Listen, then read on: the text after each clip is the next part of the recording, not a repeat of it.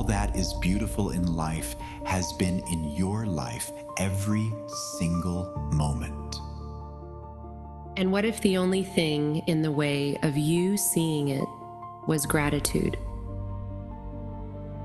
Think about how many mornings you've moved through without being inside them.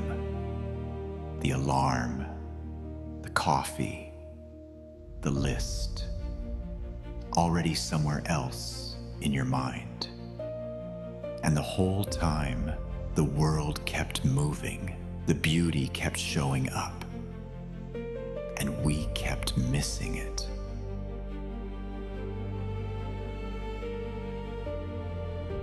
But what if today was different? Not because anything outside of you changed, but because you made a decision right now to actually be here.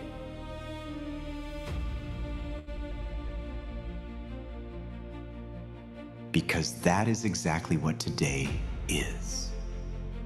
A gift.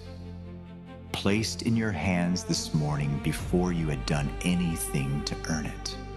It was just there. And the only response that truly honors that is gratitude.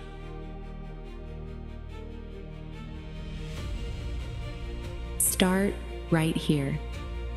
Be amazed that you have eyes that can open, that every morning the world offers itself to you in color and light and texture, not because you worked for it, but purely for your enjoyment, because life is generous like that.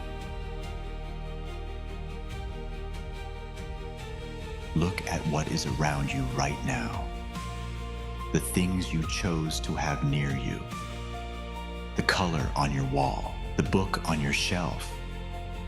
Something in you knew those things belonged, that they were an expression of who you are. That is not nothing. That is you building a life that reflects something true. And then there are the things you did not choose. The light coming through your window at exactly this angle. The shadows it makes on the wall. The particular quality of this moment. The way it looks and feels in a way it has never been before and will never be again. That is a co-creation between you and something so much greater. A collaboration happening every moment of every day, and it is magnificent. When did you last stop and really look at the sky? Not to check the weather, but to take in what's happening up there right now. Those clouds have never formed that way before in the history of the world, and a breath from now, they will already be something entirely different. And you are here for the only moment it will ever exist.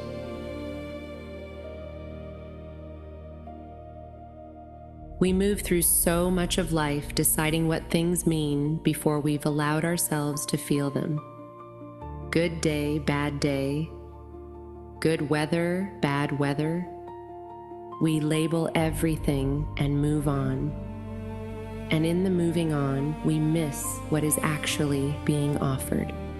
What is above you right now, if you would let yourself receive it, is one of the most extraordinary things you will ever witness. There, every single day, changing, breathing, alive.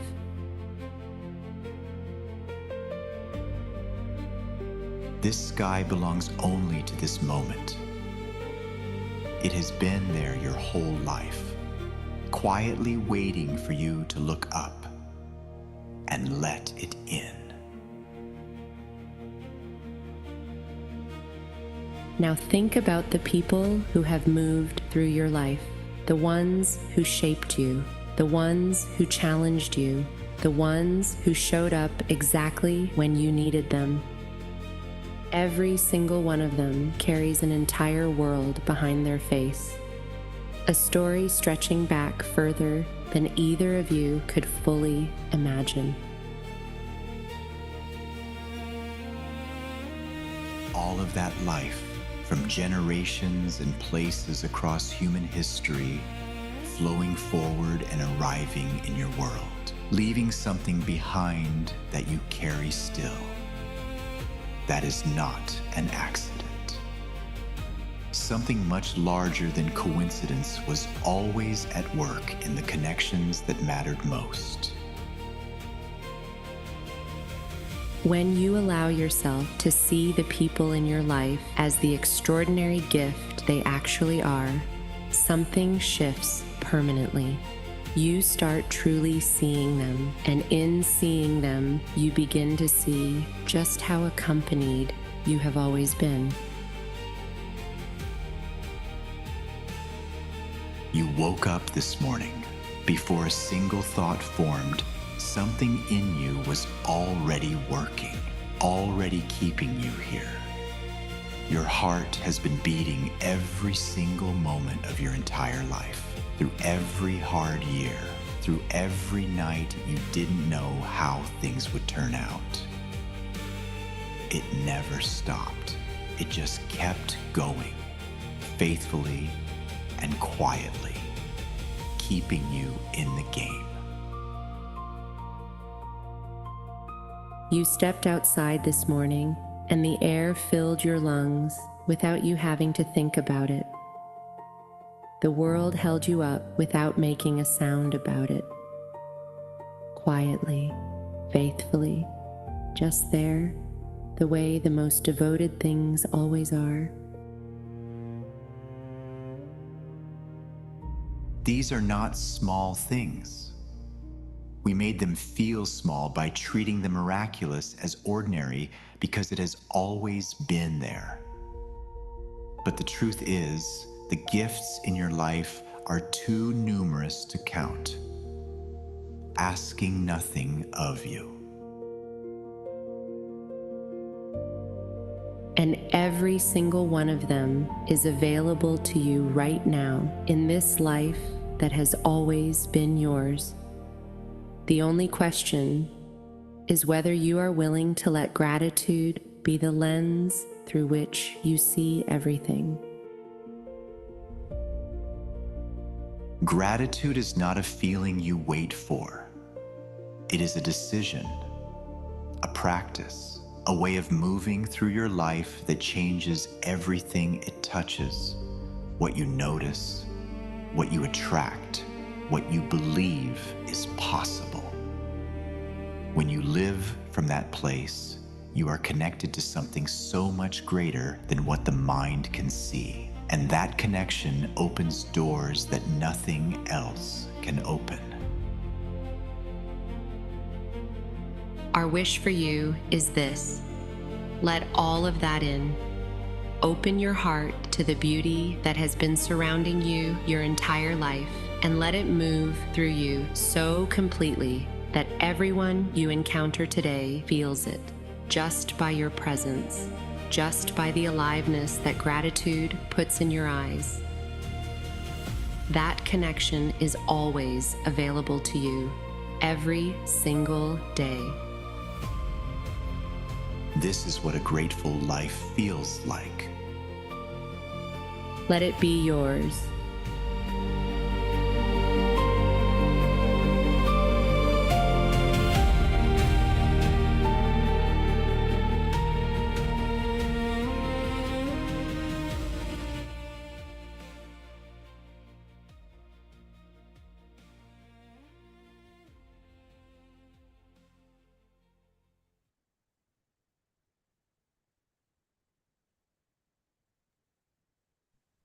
Hello, everyone. With gratitude, we are so happy that you are here for this Emergence event.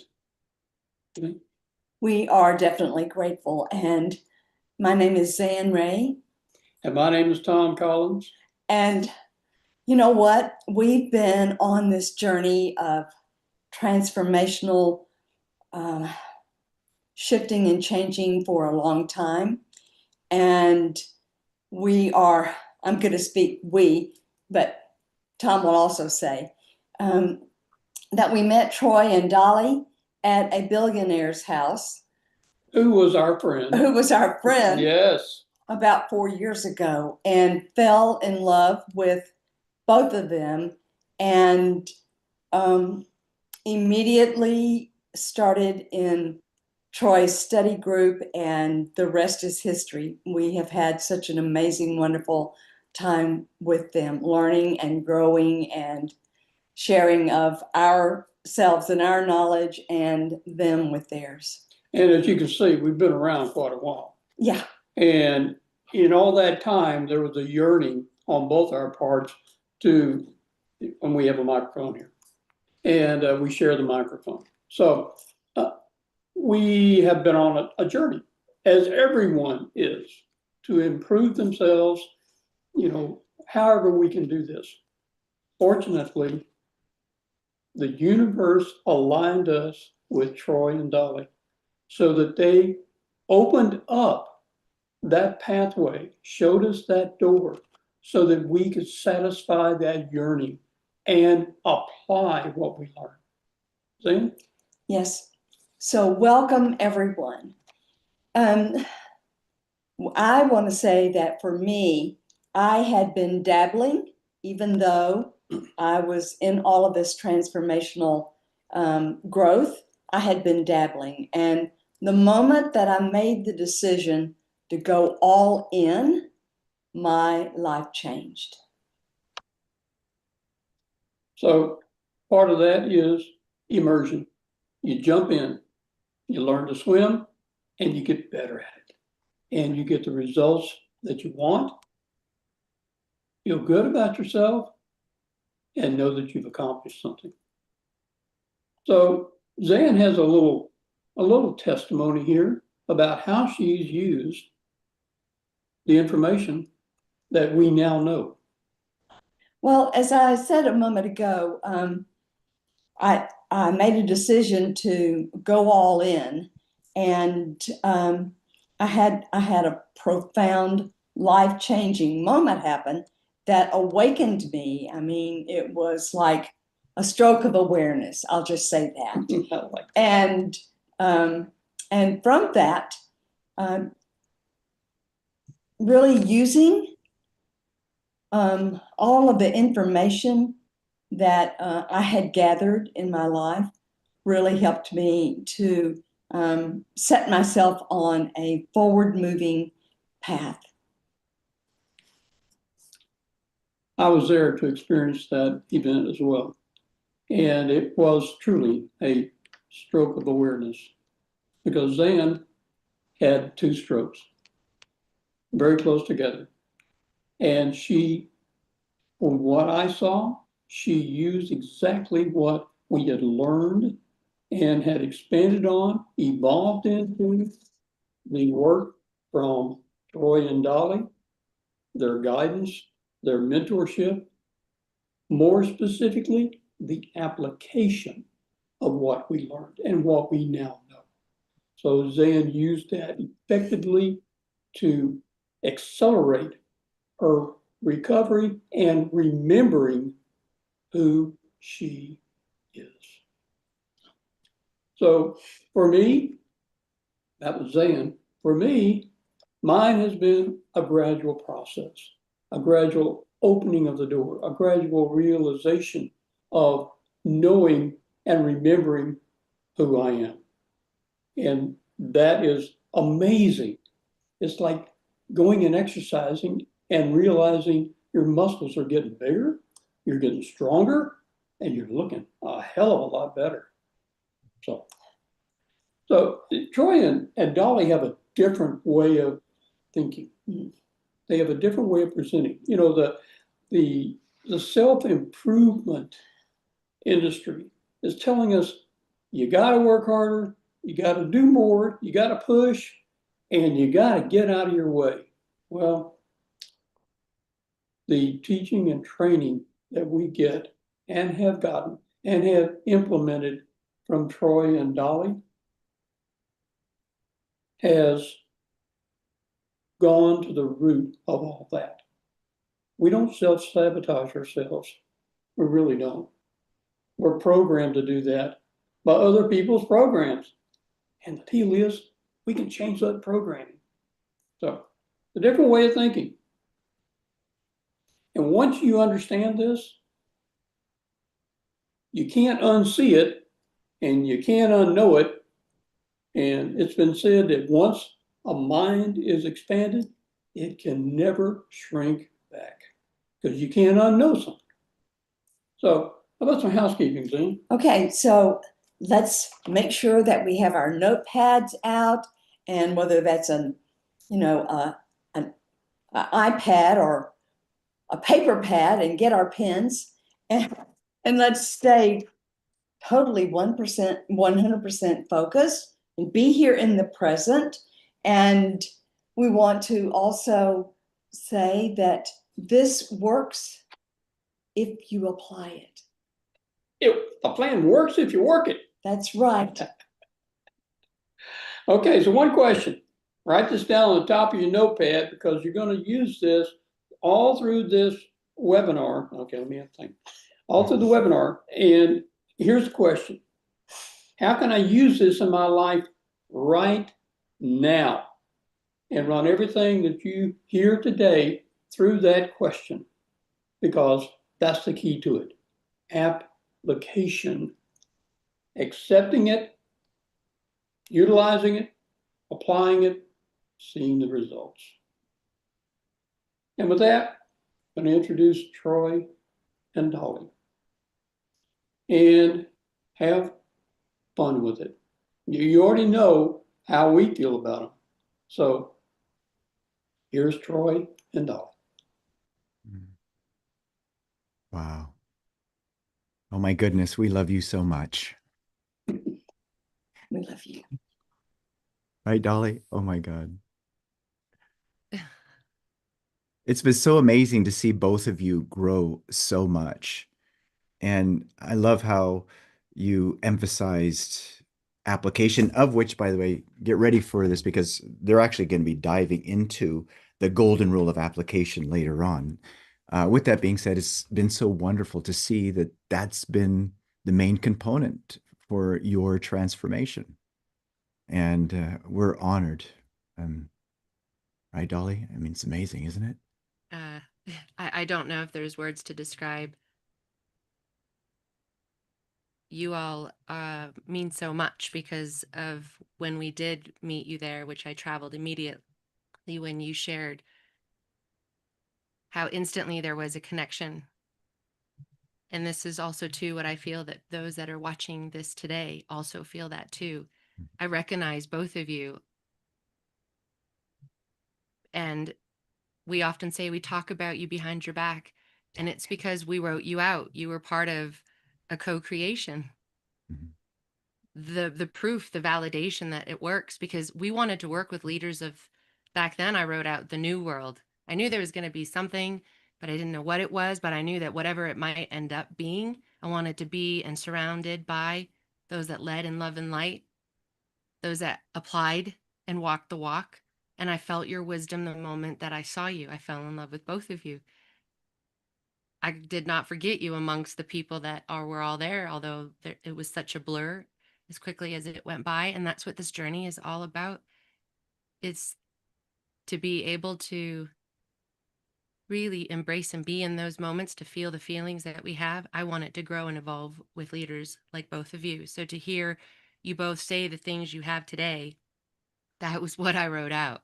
And took, had Bob Proctor told me it would have, taken the years that it did, I might have said no, because I wouldn't have understood the process, the journey, the Alice in Wonderland, the Wizard of Oz, to be able to really, because when we watch that movie, we relate to everything, the colors and the people and I love the munchkins, and I wondered where the red brick went, because that was that curiosity is, but focus on the yellow one first. And you get to meet these incredible people that you always knew, even as a kid, existed. Yeah. And it was worth it. It was so worth it. Thank you so much. That meant so much to us. Yeah. That's such an honor. You guys are wise. Thanks again. Thank you so much. Thank you. Wow. Well, Dolly, we're here again. we get Yes, to share this. this is so cool. We get to talk about people. We get to talk about who they really are. And to me, that's so fun to do. And by the way, as we do go through this, we really are speaking of who you truly are. If you look at what we do, there's two things that we help people to understand. Number one, who they truly are, and the second is how their marvelous, miraculous, incredible, powerful minds work. And it's so much fun to do that, especially when we see people use what we're talking about. I mean, isn't that fun, Dolly, when we share the information and not only because it's worked in our lives, but we've seen it work in others. I mean, isn't that amazing when you see that? Yeah, and have the awareness that we do about it now compared to what it felt like before. How important it is to surround yourself with people, dreamers. Um, Gosh, yeah, no, absolutely. We are going to be sharing stories, again, to be not just watching other people's movies, but to be that character, the main character yourself. You're every character that I've just mentioned, each of you. Mhm, And we've learned, because for me, if you're in harmony and you're watching this whenever that might be, I was seeking speed. Universe loves speed, I would say. Quantum leap, u squared. I was like, I don't know what any of that means, but I can feel. And I'm willing to, these were not just words, to do the illogical. mhm. I mean, I really had to be insane. Not insane, actually, now that I know the definition of that. Yeah. But I was insane doing the same thing over and over again, expecting different results until someone brave, our common teacher that we'll be talking about throughout because he's here with us today. You know, my goodness. You know, Dolly, I love your story. Every time I hear your story about where you were and then what you went through and how you're really questioning, oh my gosh, is this really something that I should do? Let's hear it again because I always love listening to it. Where you were when you started, and how it changed everything for you. I always love hearing you tell this. Hmm. Thank you. Uh, Let's this put is a you. lot of fun. And I mean that because I get to actually, you know, when I do travel back and with the awareness that I have today, I am so grateful again that there were people that were so courageous enough, like our teacher Bob Proctor, who had been studying over 60 years. So you can imagine how much more resistance there was back then than there is today in the woo woo and are you crazy? Are you insane? And that's important in my story because I didn't grow up around personal development. I mean, we would talk about it, but there was no teacher. So, in other words, Tony Robbins was like weird. And that's the only person that I knew that was even in personal development. And I was 36. And I'd hit rock bottom. Um, everybody's rock bottom is going to feel different. And now I have an awareness of like what that felt like then and compared to what it feels like today. Because what I've learned along the way is that there's no bypass. There's always going to be challenges. I don't care if we're hanging out with billionaires or, with really, really, those that you look at and go, yeah, they've got it all together. I mean, they actually have it. There's no bypass, and that there will always be challenges, and that's the fun in the game of life. And this has everything to do with how my journey began 9 years ago because that's exactly I fell into a rabbit hole. I followed the white rabbit too, and that rabbit for me was Bob Proctor, and he had white hair. So I guess suppose that matches. And he was my Merlin. He spoke in a way like a mystic, and it was like very poetic in how he was speaking to me. Because at my rock bottom, I don't know if anyone would have been able to reach me unless they were able to tune in and relate, meaning someone who walked the walk, and he did. And that's why the video that I found of him wasn't the famous Secret, the movie that he was in. Had you introduced that to me first, oh, I would have repelled, and I don't know. Yeah, because I wasn't ready yet.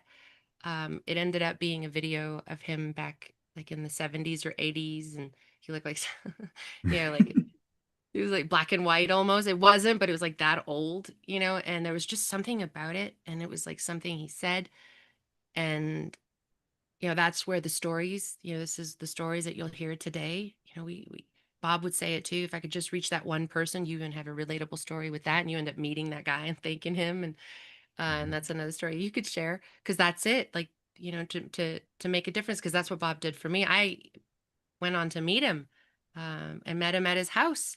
Yeah, I did exactly what he told me to do to get myself there, and I had to do some crazy things to get there, and I'll get into more details of what all that was. And that continues, by the way. It doesn't stop. The game doesn't stop. You continue to do that, and that's what makes life so much fun. And it's about remembering who you are, so that you could breathe through. There's different ways that you can say that. There's lots of teachers that say it in different ways for you to remember who you are, your central nervous system, right? Like, there are programs that are running. I wanted to know how to move in speed. So I had to do a lot of illogical things. And when people ask, how did you do it so fast? How are you able to do it the way you have? And I mean, it's mind blowing even to my family members, which I know who believed in me. But I do believe that with the principles and applying them, it has inspired them. And that's really what I wanted. That's why we do this. Yeah. In my story, in that rock bottom, I found a YouTube video. So you guys might have come across who we had on TikTok yesterday, over almost, I mean, you held them 200 people that were new, maybe a couple people that we hadn't met, or just a couple people that we recognized.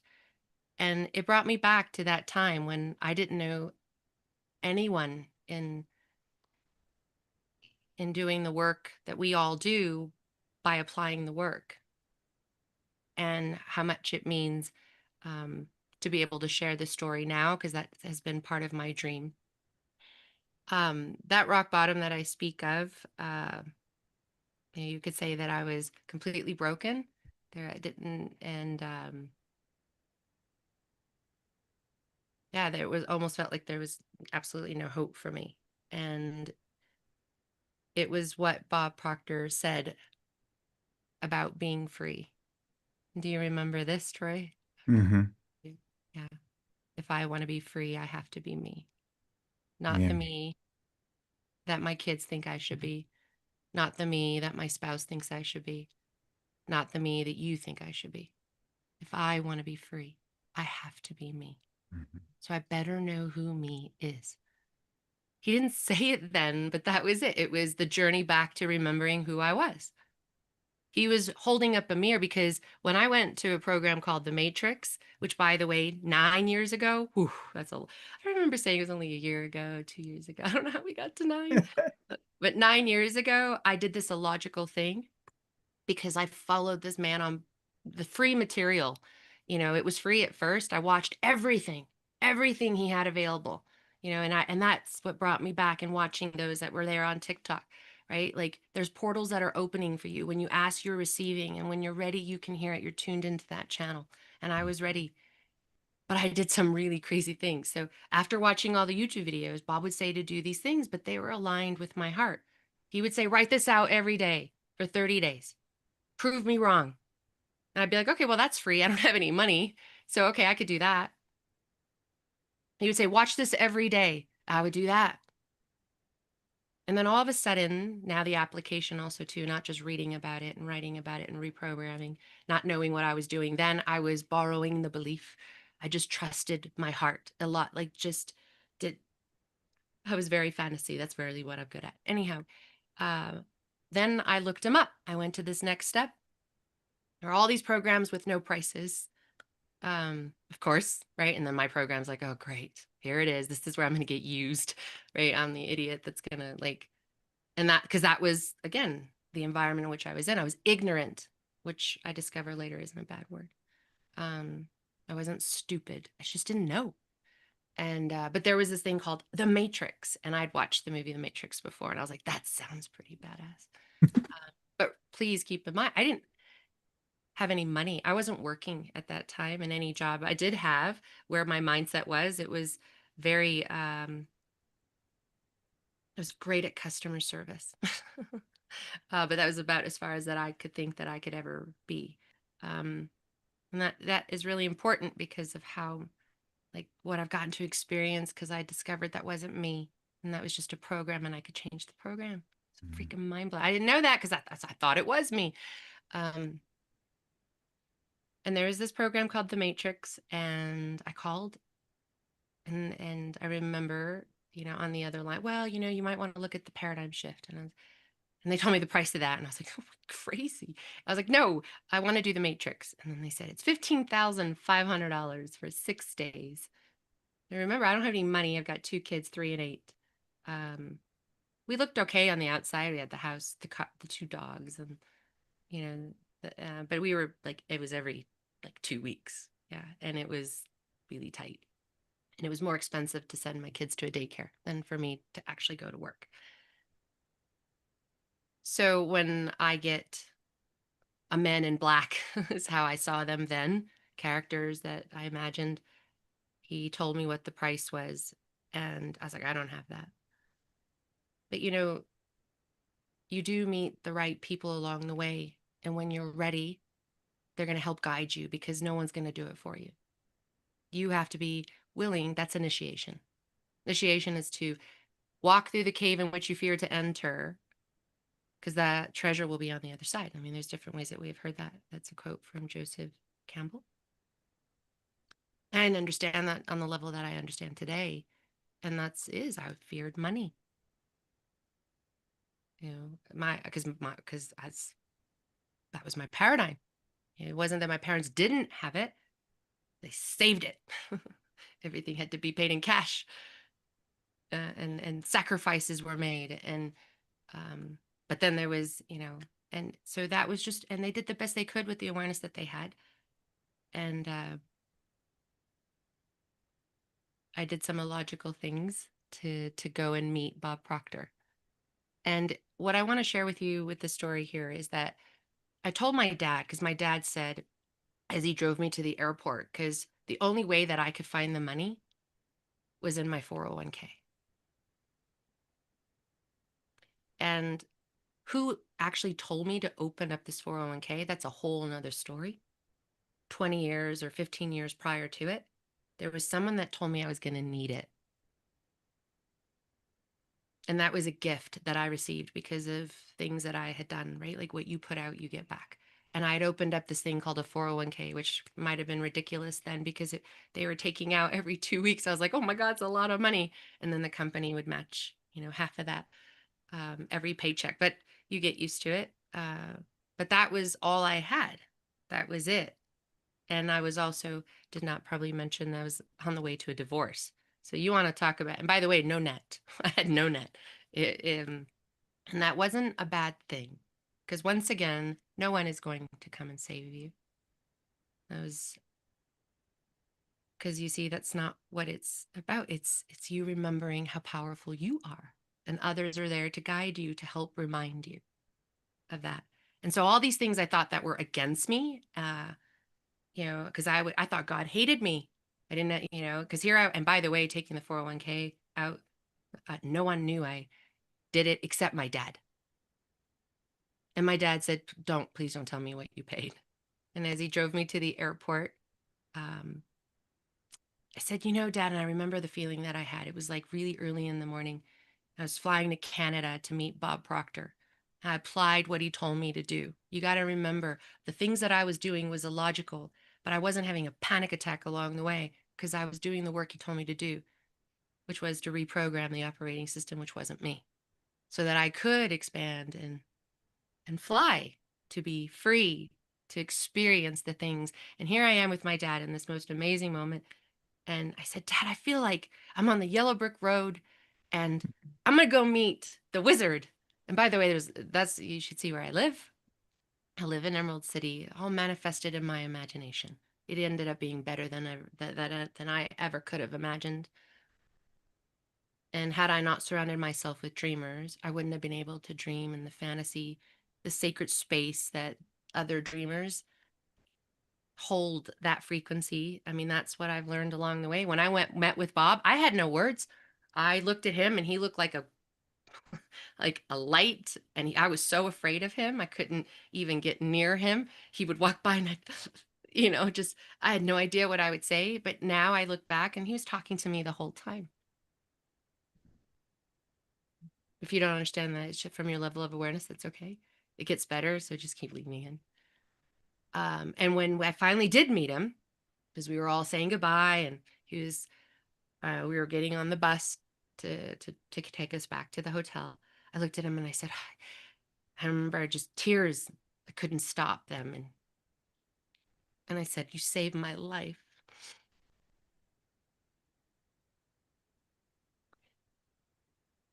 And that is that one person, yeah, that the crazy things that he did, we thank God he did. And he said, I didn't save your life. And he said something like, um, you participated in that rescue, that he was a channel, and that he was willing to do whatever it took to do that.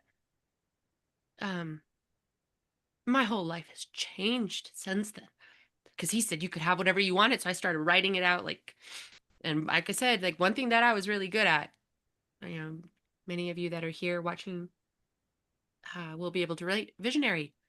I'm fantasy. Oh, as a kid, I would hear it all the time. Get out of your fantasy world.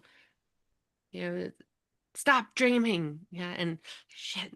But I know there's more. Yeah, and now somebody was saying, no, it's okay to do that.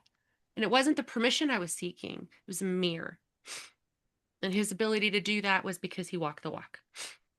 And since then, my gosh, like, I met Troy very early on. I mean, he saw me struggling. He was there. Actually, it's mind blowing when we look back on pictures and see these powerful times that I had shifted into this new dimension, this that shifting of the paradigm where you could see more of the world you hadn't been able to see before because you're in survival.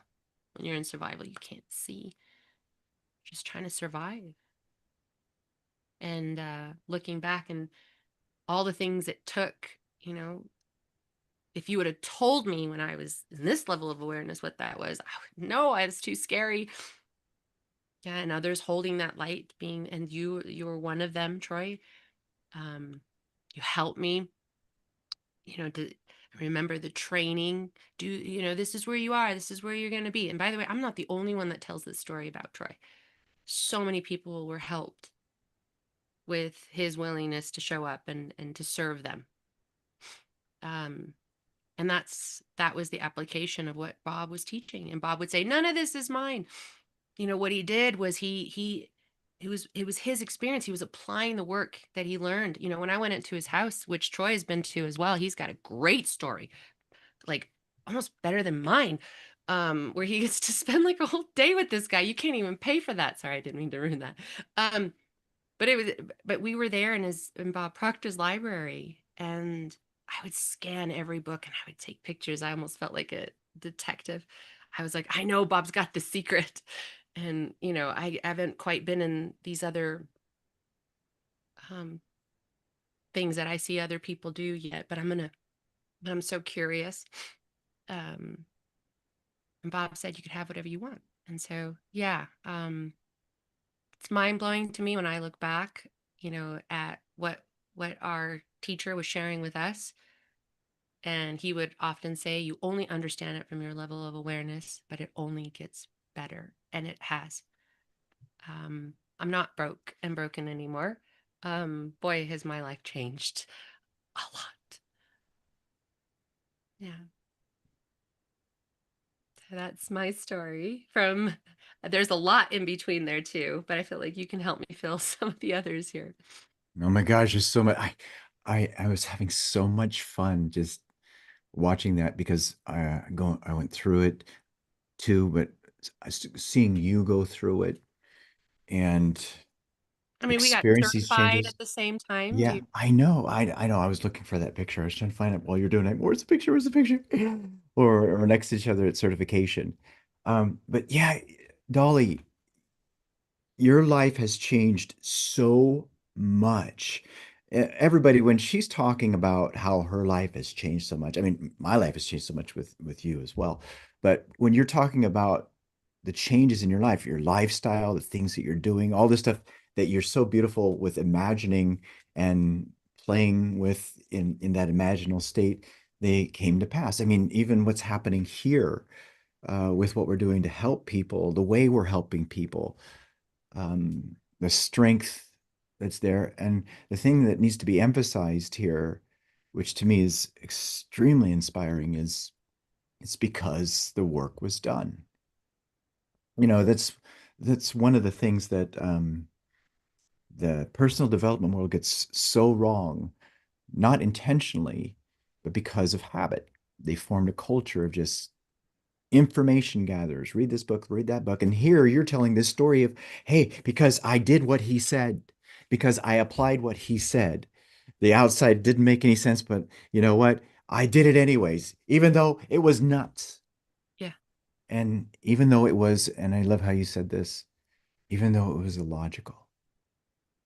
That's one of the amazing things that has happened with me in my life is learning that what's illogical to me is the enemy of my progress. And here you are talking about it specifically with what you are going through. And yet, by acting on that, it led you to be free. Yeah. And that is incredible. You brought up this one guy. And by the way, the guy that you were talking about was Gary Vaynerchuk. Okay. And I don't know if any of you know who Gary V is. Okay. If you know who Gary V is, type that in the comments. But there was this video. And by the way, I need to put this into the proper perspective. Okay. Because the timing of this video was before I became a consultant for Bob, before Dolly became a consultant for Bob. See, there was stuff that was happening before. So I could actually say that Gary Vaynerchuk was at the core of this transformation, and he didn't even know it. But in this video, I'm watching it on YouTube. You guys know what I'm talking about. There's a cool YouTube video, and then it grabs you. Well, in this video, he's sitting in a cab, and he's saying, so you're approaching 50, maybe 60, and you're thinking that your life is done, that you don't have any other chance, that you've already given it all you got, and you're about ready to throw in the towel, and that you're finished. And he leans in, he says, do you know how untrue that is? And then he dove into think about how you started working at whatever age, and then you think about your age then. At that time, I was approaching 50. And he goes, think about all those years that you've been working, and then you think about how that's a whole career. And people would look at that time frame, and then you look at what's in front, and you look at what's happening, and says, well, you know what, you still have time that's there. See, and with that, he started to point out how the thing that you have that the young ones don't have is what's called experience. And because you can accomplish so much right now in a very short period of time with your experience, more than you ever did over those years up to this point, if you'll just wake up and live.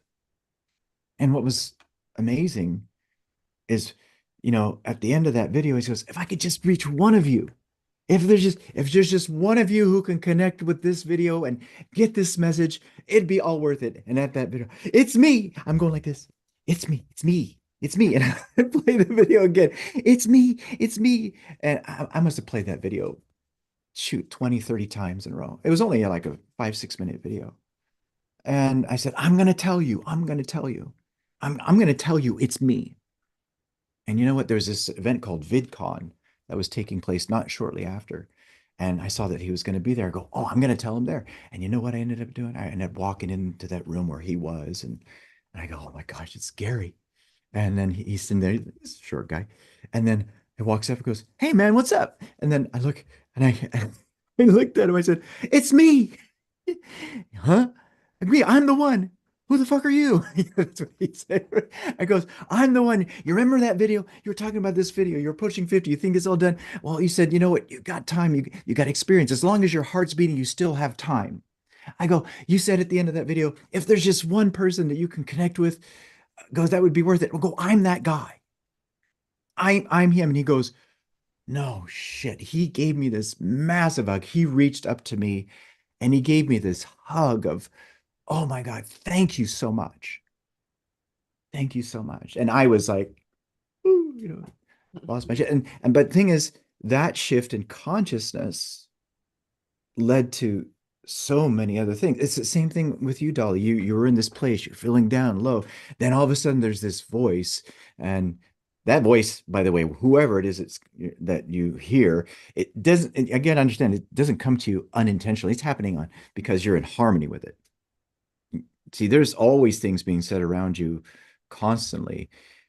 Whether or not you hear them is going to be dependent on the frequency that you're on, and that's the level of awareness that you're at, or you could say what your consciousness is. But with that being said, I was asking for that, and it connected the same way, Dolly, when you were talking about that. You watched the video, and by the way, that video that Dolly was referring to was called "You Were Born Rich." And if none of you have seen that, we recommend you go see it because it's pretty freaking great. That's my favorite seminar that he's done. Um, but anyways, the reason why it worked was, I mean, think about the message could have come across. Yeah, he said it, but then there was a specific message that dealt with shifting my perception that he presented. And what did I do? I applied it. I used it.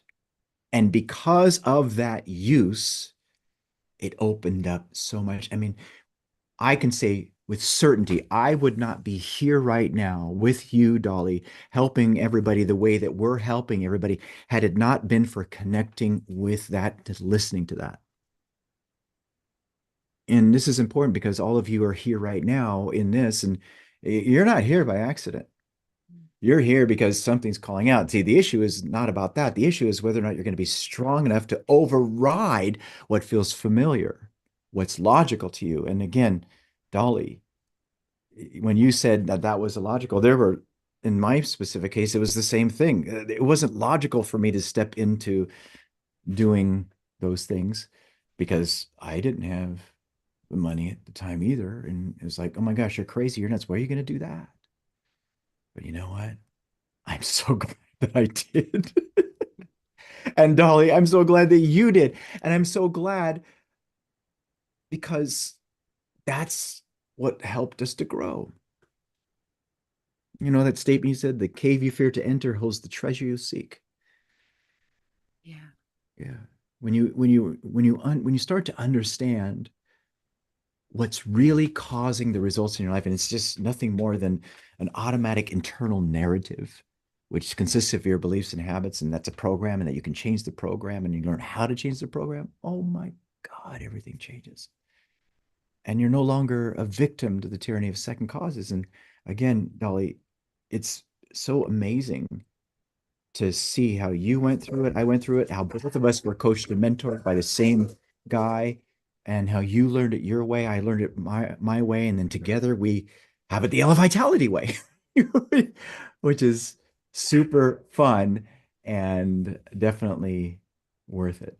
I mean, all of you really think about this for you. Can you see these stories that not only that I told, but that Dolly told, where we use this, and can you see how if you started to think like this, how it could help you in your life?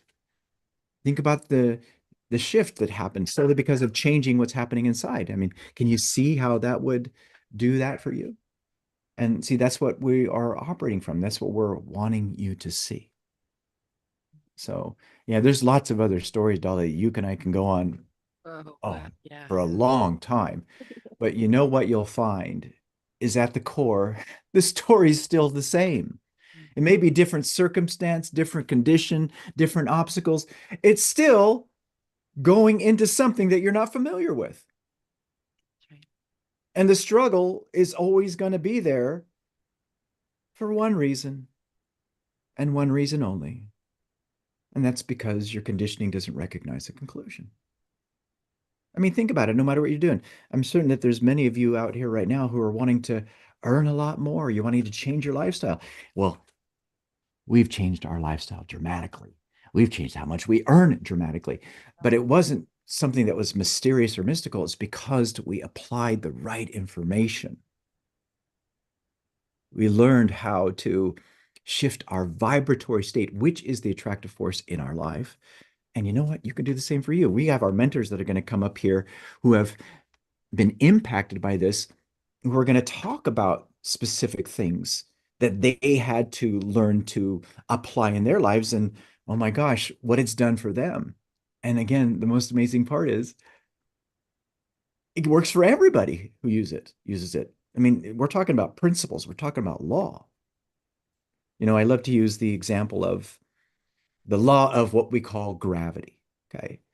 The law is no respecter of you. Now, does gravity care about you? No, it doesn't. The purpose of gravity is to enforce gravity. So if I have here this wallet, if I let go of it, does it care about this wallet? No. If I let go, boom, it falls. Does it care about my dog? No. Does it care about my kids? No. Does it care about me if I go off a ledge? No, it doesn't. See, it gets enforced. See, and that enforcement happens regardless of whether or not you're knowledgeable or ignorant of it. So what we share are the laws, the principles, of which one of the main ones that we talk about is cause and effect. And again, what's beautiful is when you understand them, and the only way you understand is through application, the world's yours, literally. It's literally yours. So beautiful, Dolly.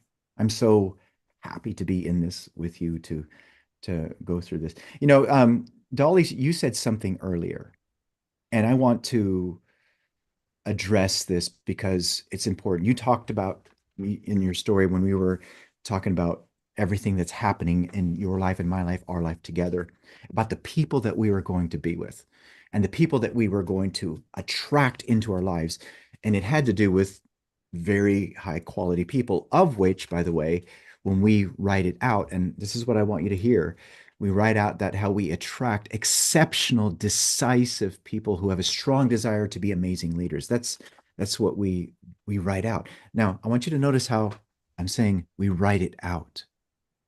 Now, that is a picture, that's an idea of which we became loyal to and which we are loyal to. And you know what's happening? That's happening right now.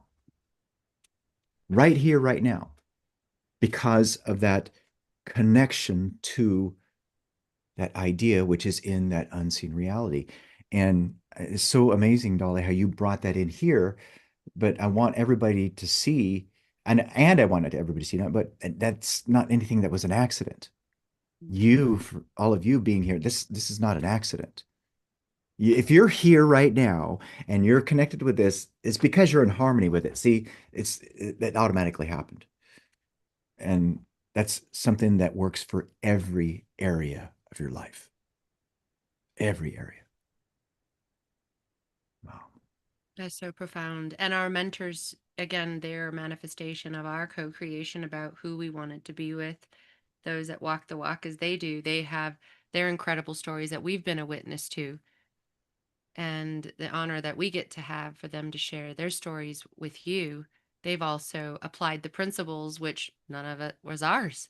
Right? Like Bob would say, it was our experience, and it's with our DNA and yours too, because we are one. I'm really honored for them to share with all of you their stories and how they've applied the principles that we've been taught all the way. I mean, I went to Bob Proctor's house because I wanted to take pictures of like books I couldn't see titles of, because I was like, I know Merlin's got, he has secrets and I want to know what they are. And if you ask, you can receive, you will receive if you're willing to do some really illogical things. And if you trust the universe, you trust God, that you will meet the right guides along the way that will help remind you how powerful you are. And that makes this journey so much fun. So I'm really Mm, thrilled for them to share with you their journey and how they've applied the principles in their lives. And please tune in. That's what I did. That's how I moved in speed. That's another, it's an advantage in the game. It's not a cheating. There's no cheating. You can't. mhm. If you twist it, it's going to twist itself back. So it is, but there is ways that you can move through in speed, and this is Yeah. one of them. Yeah. And that is to tune into their story, parallel, think of yours. That doesn't mean you won't face life's challenges, but you'll remember their story, you will borrow their belief, and that's initiation, and a new world will open up to you. Mm. So Wow, so good. I'm so excited.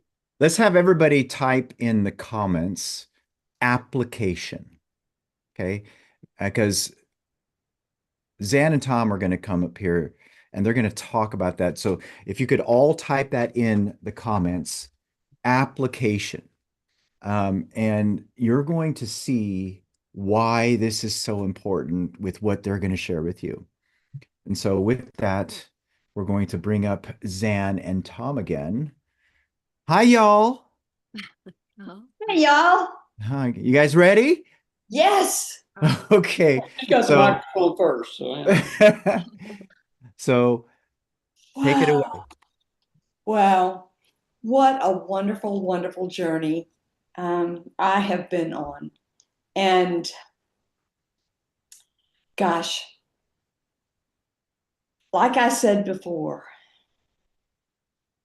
um, this new journey, this 4 months ago journey that shifted everything, a profound emotional impact in my life as well as physical, um,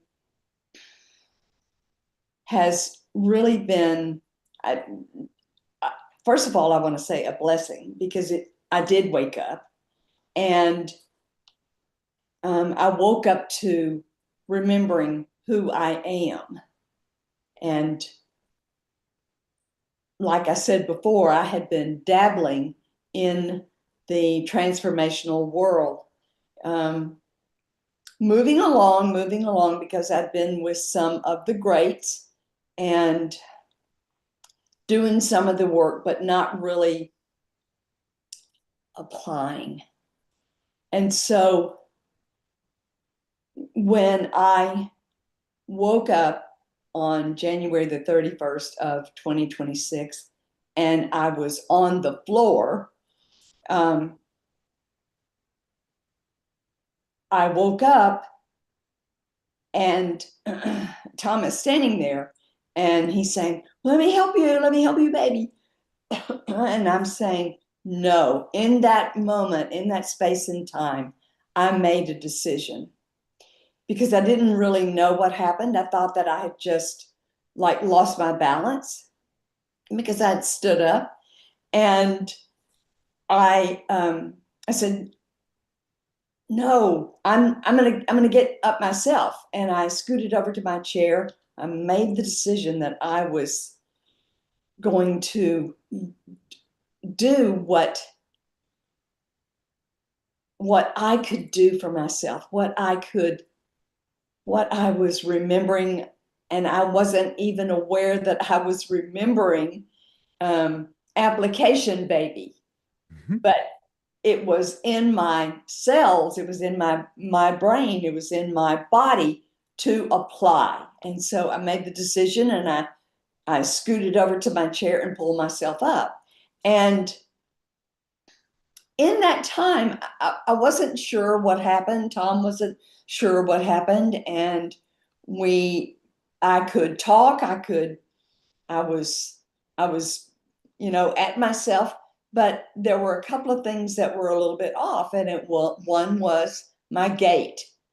And that was in walking and picking up little things. My fine motor skills were a little bit off, but I thought it was because I fell on my shoulder and because I fell on my hip that kind of knocked me off.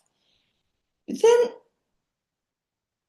then the thought came through my mind as Tom had gone and done just a little bit of research and he was watching me like a hawk, that could it have been a stroke? And when that thought came through my mind, I made the decision then to not consent to that. So when Tom mentioned it, I'm like, are you kidding? Are you trying to scare me? No, no, I did not. And so that solidified not consenting. And I think that this is a really big piece of when we're applying the work. And I had been working in applying the principles and the laws in my life, and Tom had been too.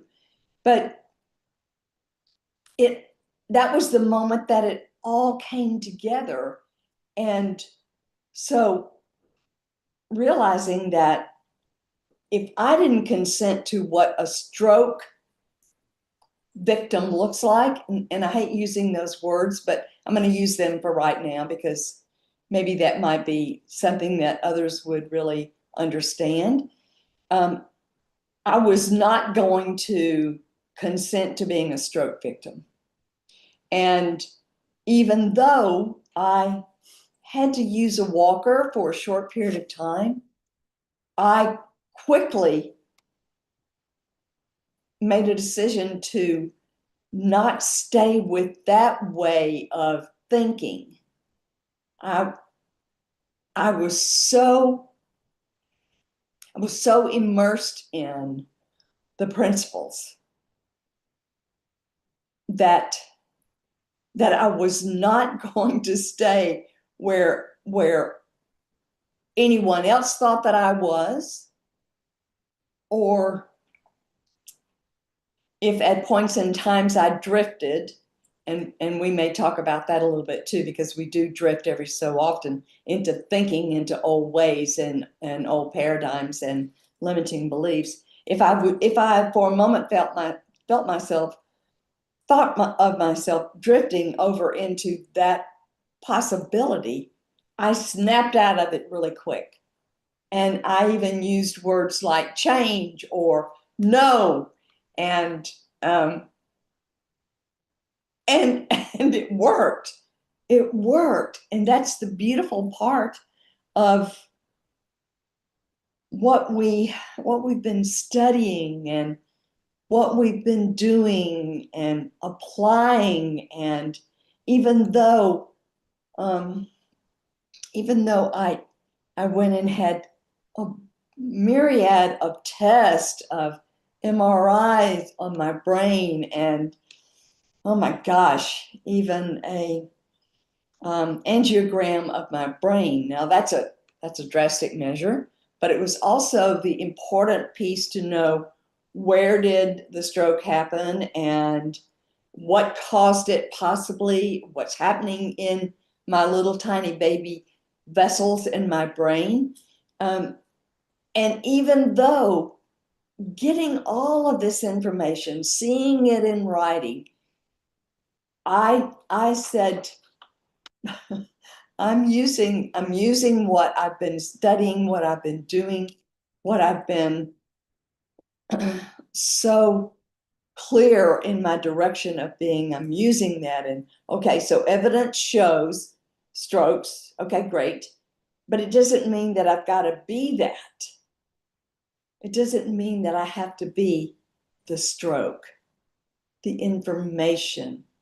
And so I want to say that I have shifted, I've changed, I've been in physical therapy, I've made decisions about how I am living my life. I've made decisions about, in the beginning, I made a decision that I was going to not use the walker. I saw it happening in my mind, and I would get up and I would walk over to the TV. I knew I was going to do that, and I would see it in my mind that I was going to get up from the chair, not use the walker, and walk into the kitchen. And because of that practice, because of that action, and my conscious mind taking a picture of that, it's become real. I, of course, do not walk the walker. I got rid of that really pretty quickly, because that was an indication. That was an indication to me, and I did everything that I could do to move forward and not use that. And so I'm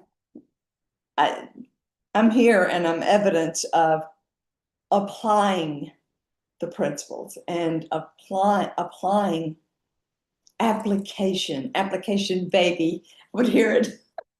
I'd hear Troy. Application, baby.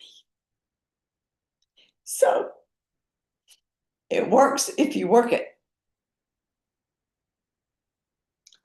Thank you. That's her story. And praise God for Tom. and all of you.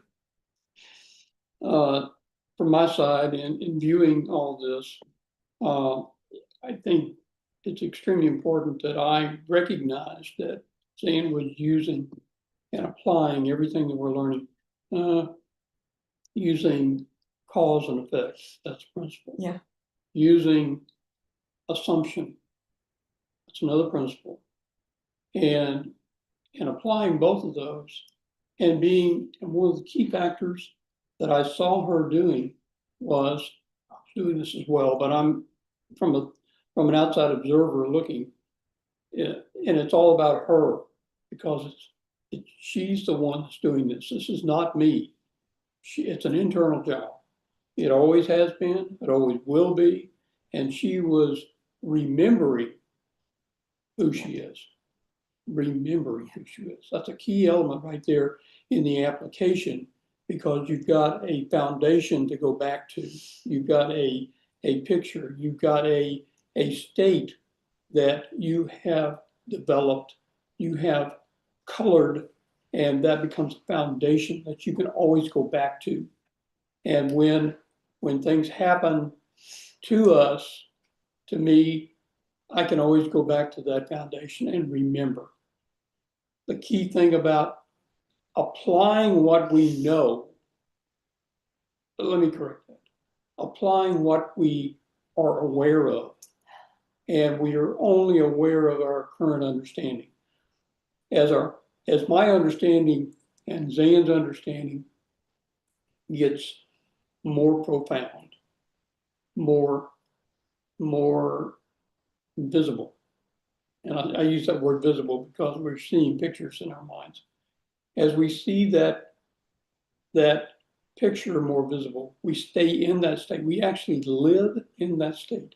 That is a key part of application, is living and being in that state. Mm-hmm.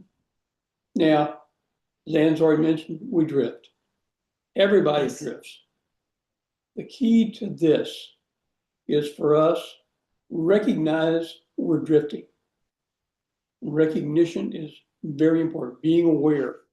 And that means being more conscious more of the time and not going into unconsciousness.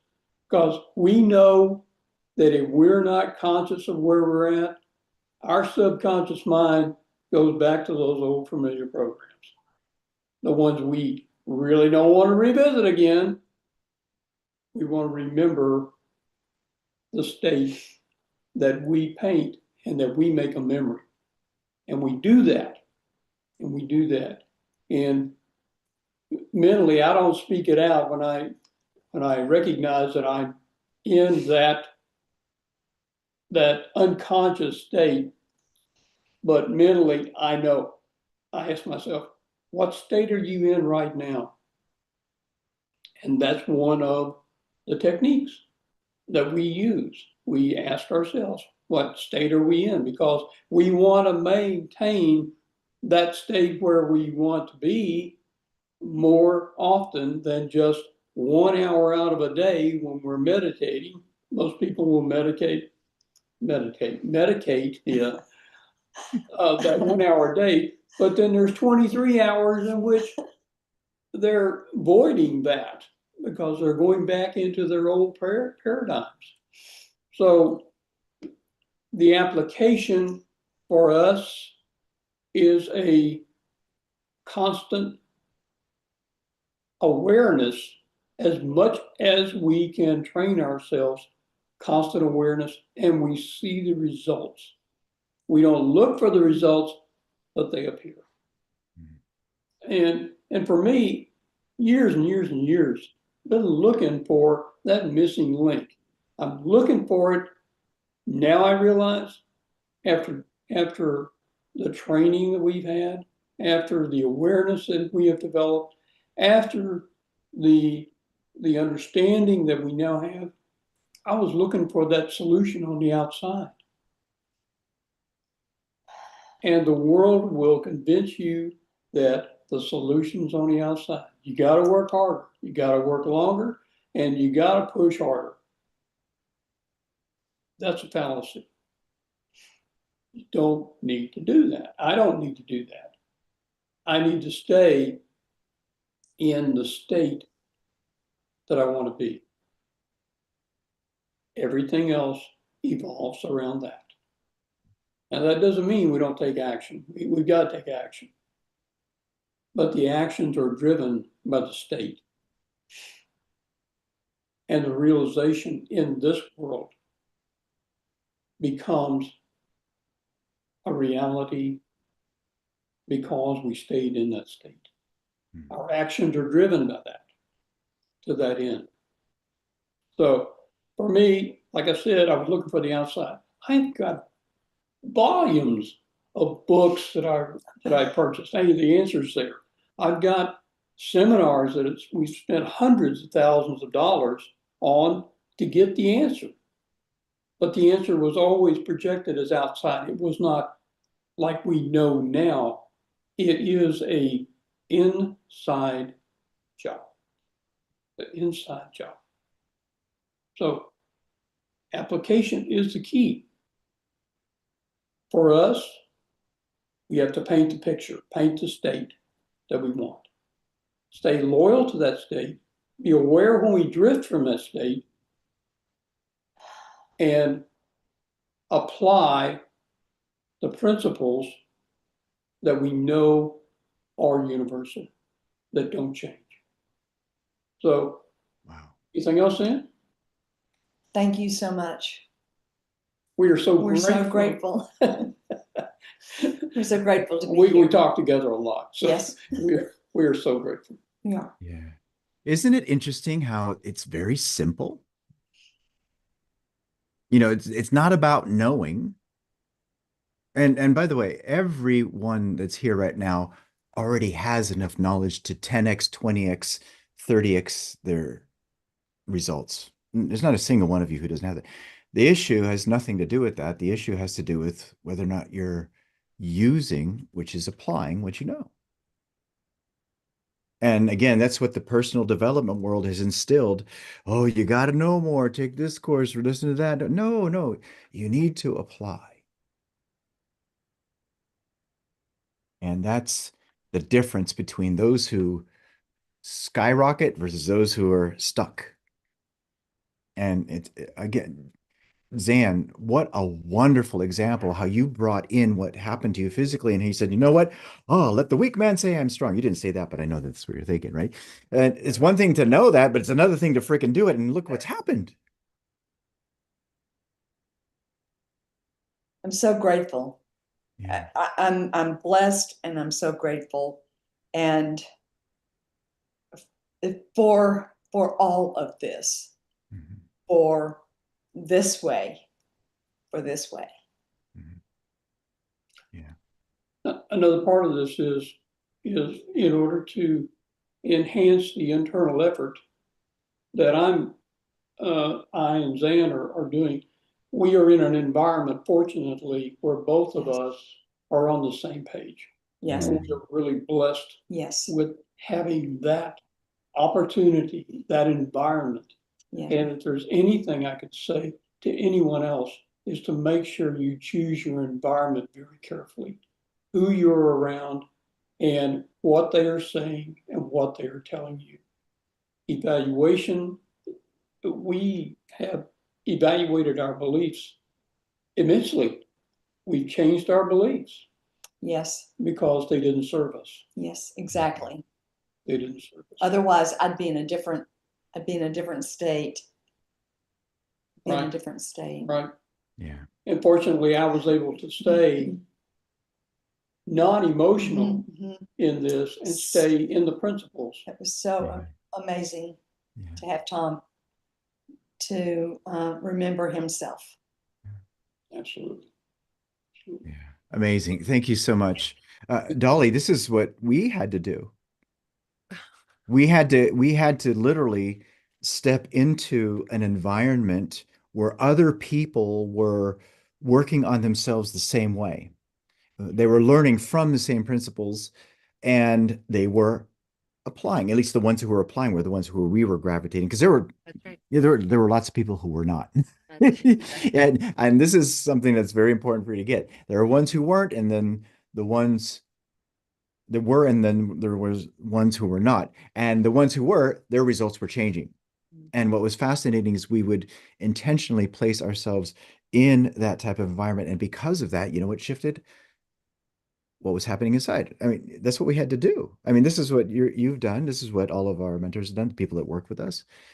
And that big question that we invite you to ask is, can you see how being in that kind of environment, that kind of guidance, learning how to apply can affect your life greatly? I mean, can you see how that could help you?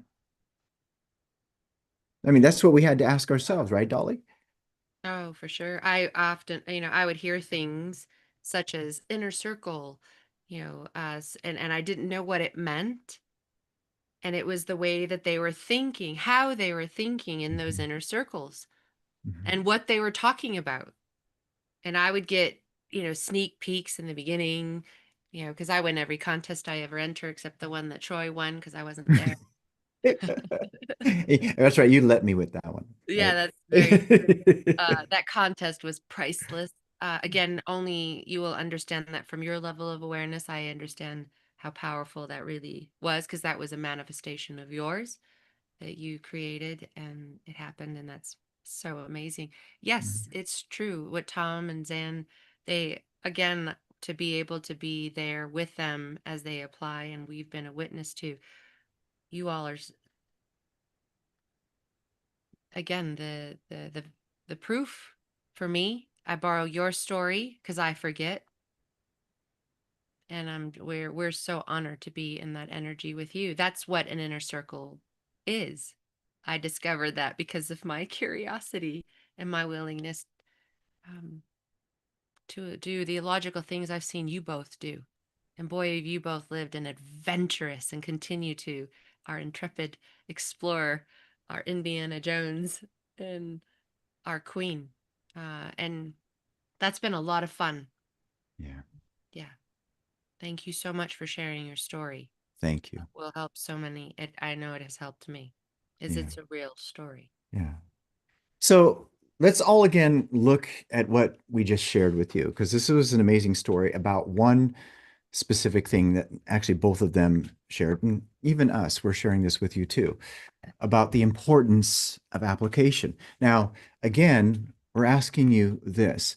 Can you see that by learning how to apply correctly, by being in an environment with people who are applying, that you're being guided by those who are applying themselves? Can you see how that could help you in your life? So let's type that in the comments. I can see that.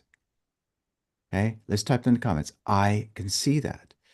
Now, again, the way that it's going to happen is if you use it and see it. What is that again? That's application.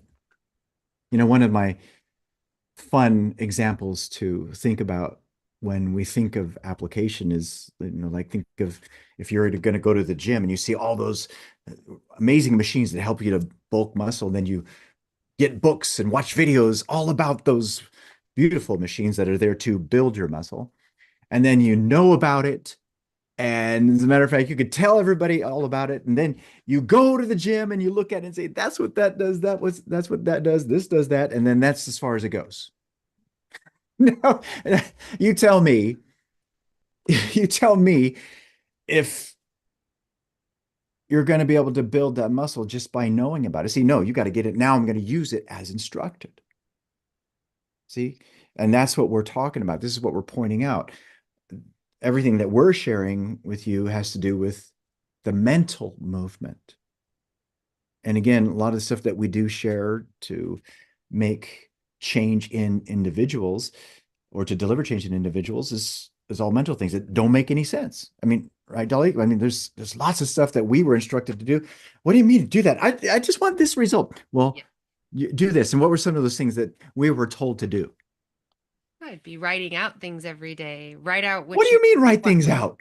Yeah, or what do you want? I couldn't even write out what I wanted. I couldn't even write out $100,000. Like that didn't even compute back then, Mhm. and now it's wow, Yeah. that's easy. Yeah, it's a much different story now, boy. Much different. And then again, all because of what? Applying the material. Remember, knowledge, information has no power in and of itself. Everything that we're sharing with you here right now, I have some blunt news for you. It's not going to do jack shit for your life if you just know it and you memorize it and even study it. The only way that what we're sharing with you will help you in your life is if you're using it practically. That's it. And then on top of that, you got to use it consistently, persistently until it becomes something that's in you subconsciously. And that's the secret. Feeling is the secret. Amazing. Okay, so let's talk about being decisive now. How important has that been for you? Because the next beautiful mentor that we have coming up is going to be talking about being decisive. But for you, Dolly, how important has that been for you? Oh, wow. Mhm. Had I not made the decisions that I had, the gratitude I have for those that were brave enough, like everyone is seeing now, to share their story the way they are. They really did. They were there to help remind me of who I am. Mhm. And those decisions that I made, committed decisions, the mentor that's going to share this with all of you today, we haven't known for very long, but woo, boy, does Oh, she is she it, decisive? yes, yes. Uh, and yes, but again, we wrote her out.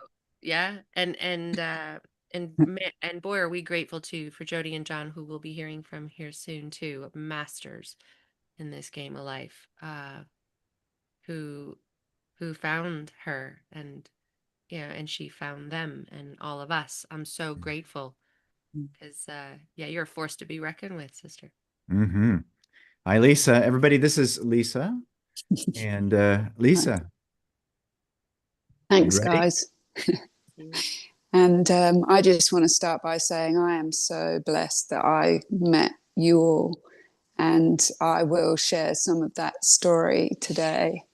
But since being in this amazing team, like my life has accelerated like a rocket ship. So, and it continues to accelerate. So, I'm just so grateful for the universe and for you seeking me, and I was seeking you, and so the universe obviously put us all together. So thank you. So the power of decision. Wow. I mean, I've been thinking about this. You know, the beauty of it is that actually, as human beings, that's all we have is the power of decision, right? We have the decision every day to decide what we want to do, what we want to think, and from those thoughts, we create our actions, and our actions create our outcomes. But I think prior to doing this work, I didn't really realize how powerful our thoughts are, whether they're thoughts of positivity or negativity, and the fact that through our thoughts, which then lead to decisions, create our external reality. So obviously hindsight's a wonderful thing, and as I've been reflecting on my journey in the last, let's just say 12 months, let alone my life, on how powerful like my thoughts and decisions have been, which have led me to where I am today.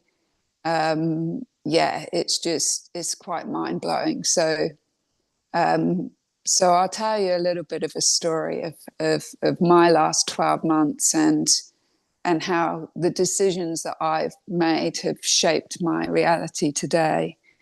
One of the things that I've recognized is that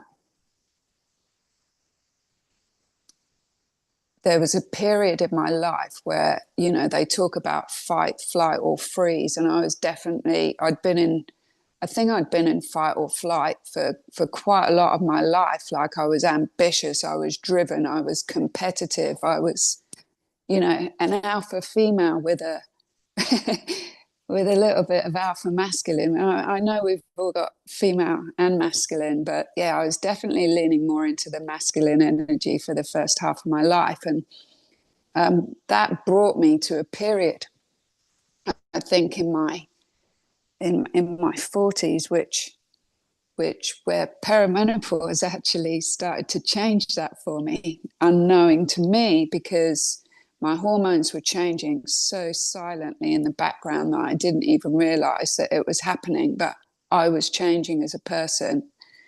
And also that I was changing as well. Like, my ethics were changing, my morals were changing. I was always you know, I always held honesty and integrity, but I'd been in environments that were very masculine, being a senior female supply chain leader, and to navigate in that environment, like, you actually need to kind of become your environment a bit. So, you know, that started to not resonate with me anymore. So I got to a period probably about 2 or 3 years ago where, I don't know, the corporate environment wasn't sitting with me anymore. Like, you know, with COVID, I was working in a healthcare, a very well-known healthcare company, working in medical devices. The challenges of COVID, you know, constantly changing hospital plans, and I was in a relationship that wasn't particularly supportive, and I had family in the UK that I couldn't get to. My grandfather was really sick. He was living on his own, and yeah, I couldn't get to him.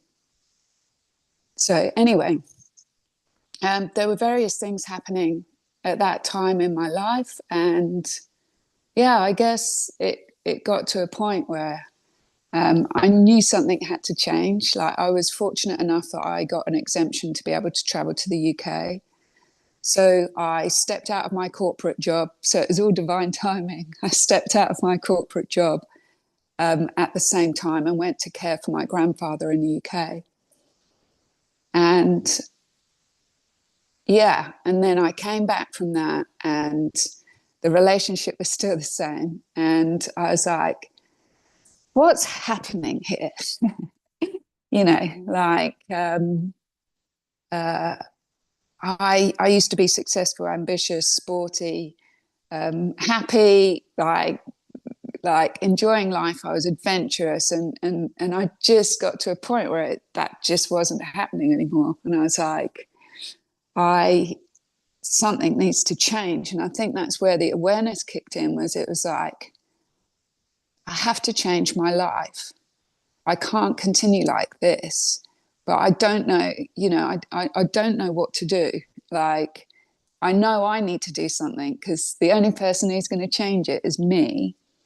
And so I started with the awareness that I knew something had to change, something dramatically had to change. And I wasn't sure what it was. I knew I didn't want to go back to corporate life, but, and I knew I've always had an inherent character to want to help. Even in my corporate jobs, I was helping. You know, I was the center of the organization in supply chain, helping the organization to run by working with every single department in the organization. And I love that. I love working with community and the people to make things happen, to progress, to evolve. So I thought, well, I really want to do something to help people. I think that's what I want to do, but I didn't know what I wanted to do. So anyway, I kind of went from not knowing what to do to knowing what I wanted to do, but I didn't know the how. I didn't know how I was going to get there or what I was going to do. And like Dolly and Troy and all of the other mentors, I think we've all had different gurus or masters in our life. and I had another master turn up in my life at that point. Joe Dispenza, who I read his book or listened to his book on a daily basis, and ended up attending one of his retreats, and to me that has been invaluable in my journey. But to add to that, because I still follow him now and I still attend his retreats now, because his work is extremely powerful and impactful. But there was a period, so I went to one of his retreats, but before I went to one of his retreats, I read his book, and that helped me to get to a point where I knew I needed to make a decision. And I made a decision to actually go to South America for a milestone birthday. And it was a bit scary, traveling through Central South America by myself or in a group, but on my own. But it was something I'd always wanted to do. I love ancient civilizations, and I'd always wanted to go to Machu Picchu. And so I booked to go to the Inca Trail and walk that for a milestone birthday. And I thought, while I'm over there, I might as well see a little bit more of Central South America. So I was going to start in Mexico. And as it happened, Dr. Joe had a retreat in Mexico, and it lined up exactly to the beginning of my trip. And so it was really interesting to witness that actually the decision I'd made to go to Central South America then led me to go to Dr. Joe, which lined up exactly perfectly. And there's a thread here that you'll see that I get to in a minute, is that you may not know the how and you may not know the steps to get to where you're going to get to. But actually, if you just have faith that the next step that you take is going to lead you to the next step, even if you don't even know what that is or where it's going to take you, you'll see the thread through my story. And so I went to a Dr. Joe retreat, and then I traveled through Central South America for 4 months, which was amazing. And I meditated every day. And then I went to a retreat in November, and I was sat having lunch, and Jody and John sat down next to me, and we just started chatting, and like I really warmed to them, like beautiful people, really heart led, and we exchanged numbers, and I thought, oh well, that was really nice to meet them. I'm not sure if our paths would cross again or what happened, but yeah, such beautiful people, and I felt so blessed to have met them. And then I continued on my journey. So I then decided to go to Dr. Joe's retreats I didn't decide every month at the time, but I was like, I'm going to go to another one because I'm really enjoying this. Like I'm really starting to find myself again. Like my self-esteem had increased, my confidence was increasing, and I was starting to remember who I was again, which is, the powerful creator of my own reality. But I'd got to a point where, although I was going to the retreats every month, in between, I felt like I needed more. I wanted more knowledge. I wanted to accelerate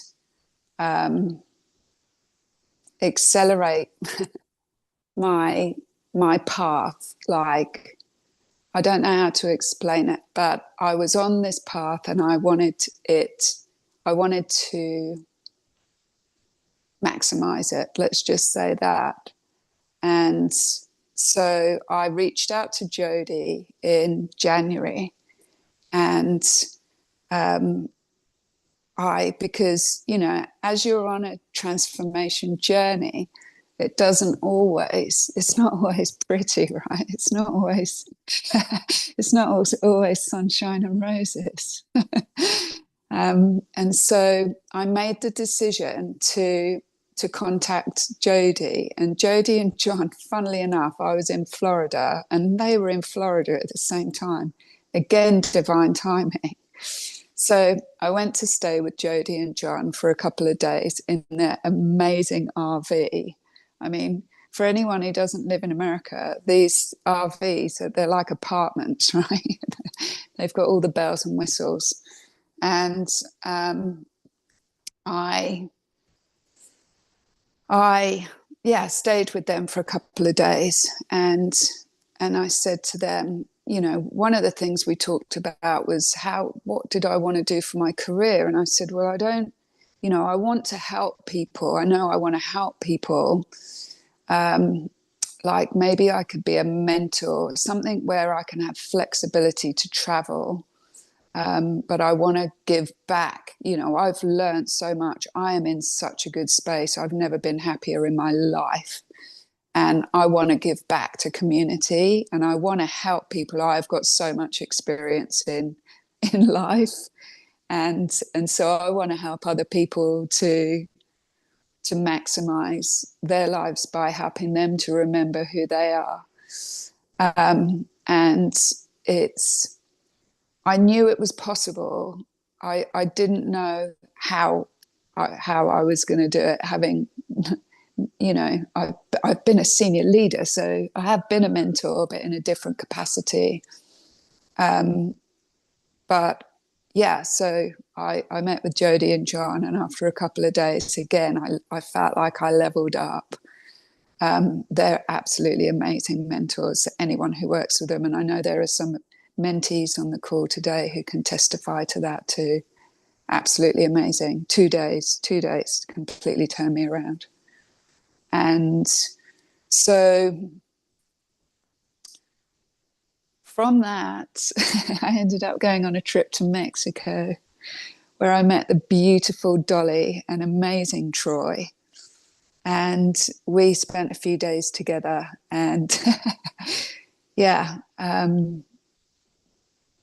within that time, I got offered an invitation to become an Emergence mentor. So I think having spoken with them around my journey and the way that I had overcome myself, and you know, the innate tools, I think, that I had, even though I hadn't recognized them, and I'm sure they could possibly tell you more about why they chose me, but you know, I had the absolute honor and privilege of becoming a mentor with Emergence. Now, one thing I want to say about this is, looking back, is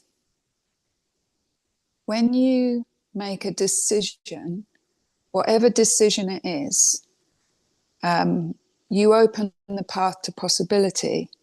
Like, before you take a decision, the universe doesn't know what you want, like, and therefore it can't lean in to support you towards your dreams.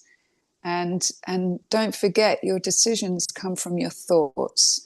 And so if your thoughts are positive and you're like, I can't stay in this situation any longer, I need to move out of it, I don't know what to do, but I am going to enlist help, or I am going to take a brave step to do something for myself, the universe then provides the answers for you once you've made that decision.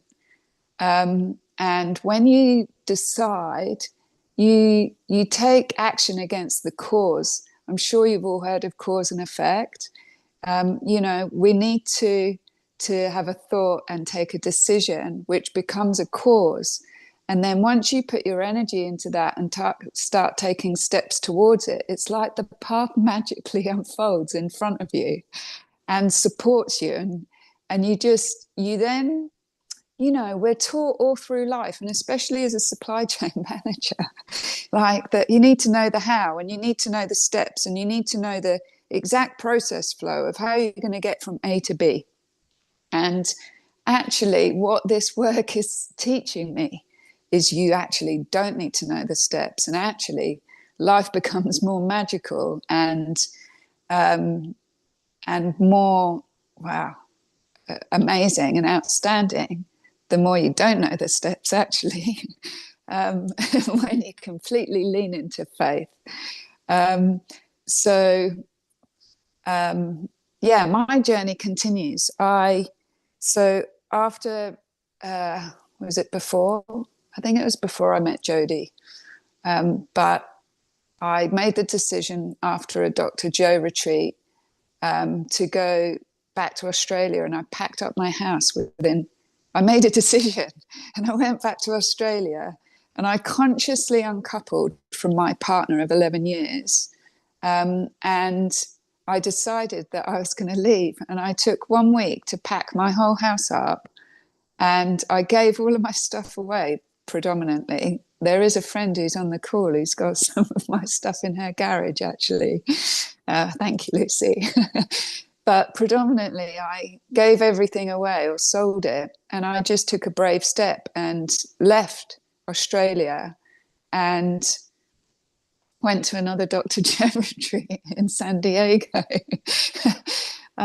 Yeah, to say that like his work has changed my life is an understatement. But I would say that like Dr. Joe's work's given me the rocket ship, and Troy and Dolly's work has given me the nitrox, which has just accelerated it to another level.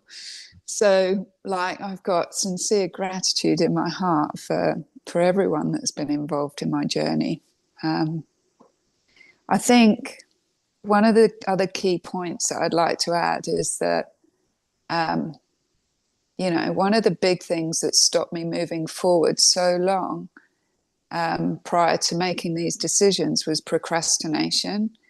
And, procrastination is the opposite to making decisions, right? You're like, I don't know what to do, and therefore I'm just going to carry on doing what I'm doing. I'm going to, actually life's not too bad. I'm safe. But it got to a point where actually that wasn't working anymore. And,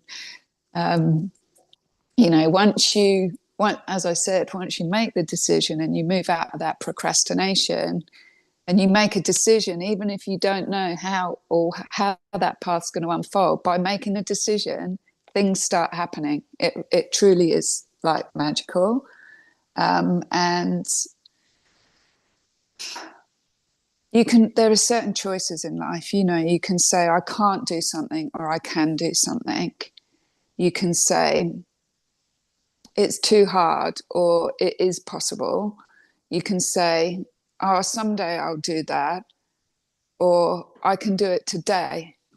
You can say, should I stay or should I go? Or I'm not sure, or I'm ready. And what I've found is as soon as you start changing your language and you're like getting rid of this, oh, I'll do it tomorrow, or oh, I can't do that, I've never done it before. I'm evidence that you can do anything. I have left an 11-year relationship. I've left a corporate job that was paying 6-figure salary. I've left a country, a whole continent. I've left my house. I've left all of my material belongings. I actually, and I am actually creating opportunities in my life pretty regularly. Like I've got opportunities that are coming up in the very near future, in the next few weeks, or maybe in the next few months, which are going to be mind-blowing. And I know I'm only just getting started. Like I'm only on like month 5 really of this journey. If I exclude my travel last year, I'm only on month 5. Like, so I've got, I'm so excited about what my future holds. And I know, I don't actually know exactly what it holds, but I know that I know that the best is yet to come. And so what I would like to encourage all of you is to look back at your life and look at a decision that you've made that's turned out well, and reflect on my journey around making a decision without knowing the steps, but then ending up at a pretty cool destination, which is now.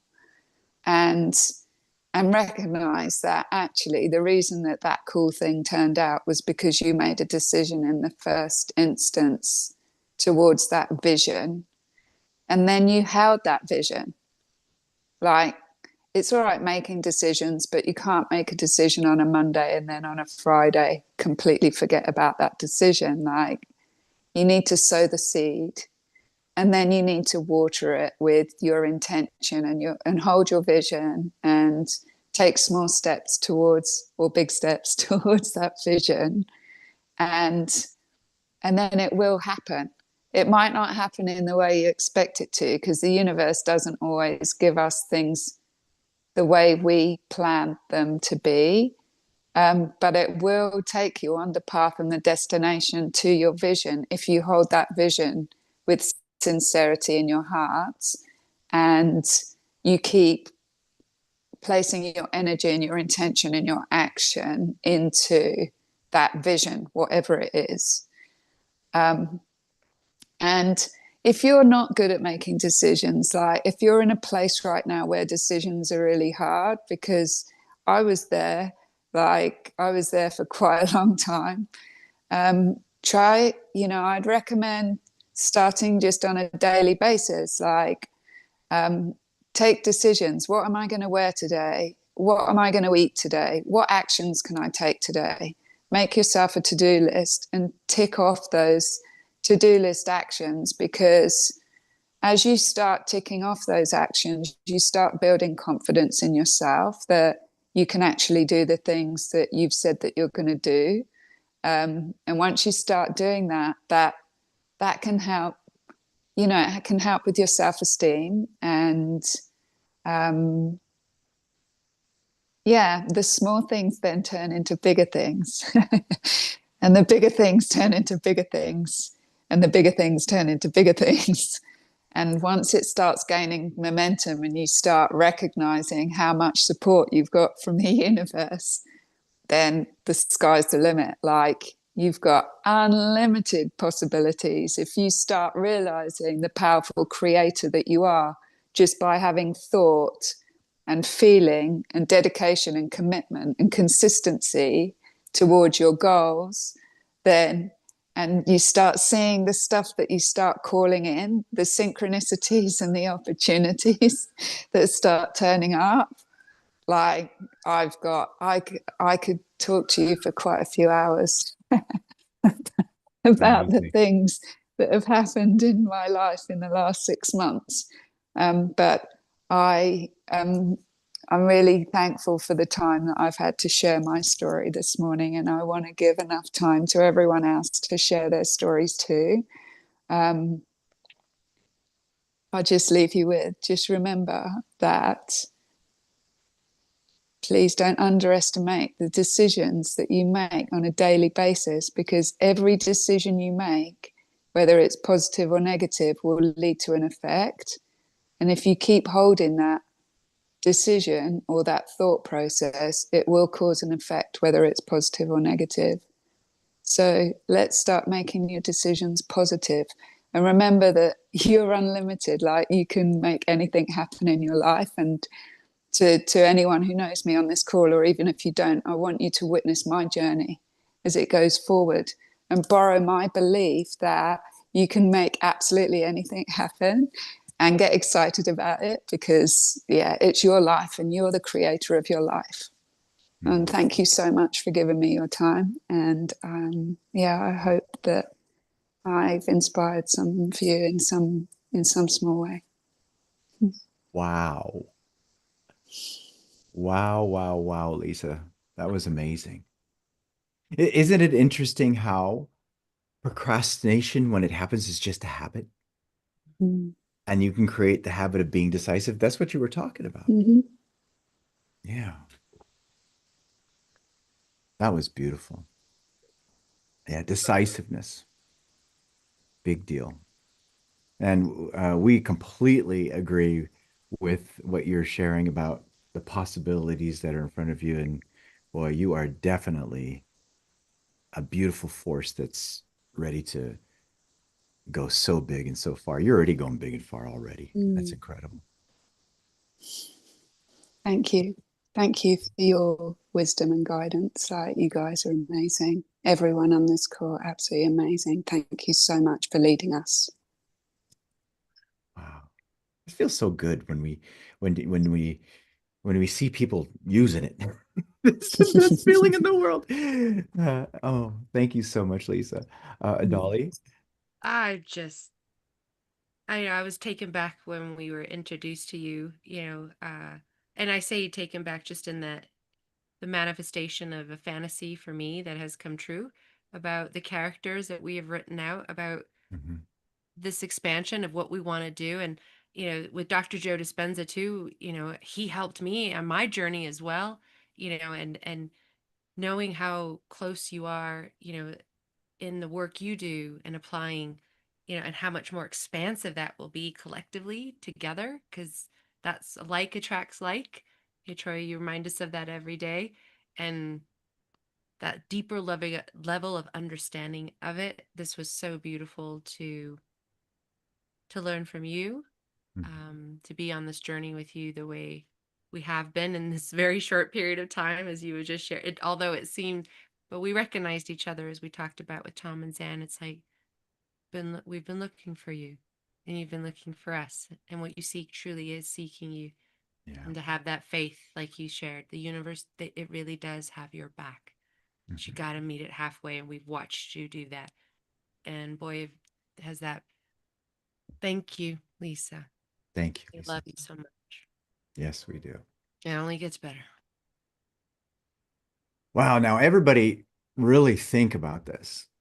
Remember, procrastination, when it's happening, if it keeps coming back, it's just a habit. The opposite is being decisive.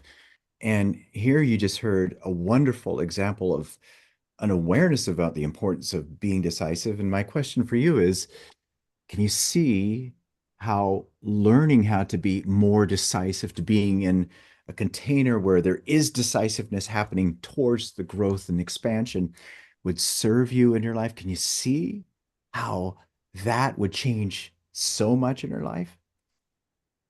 Again, really think about this. We're talking about the shifting of the results in your life, about changing the outcomes, and how Tony Robbins says something really amazing. This is my favorite quote from him. It's in your moments of decision that your destiny is created.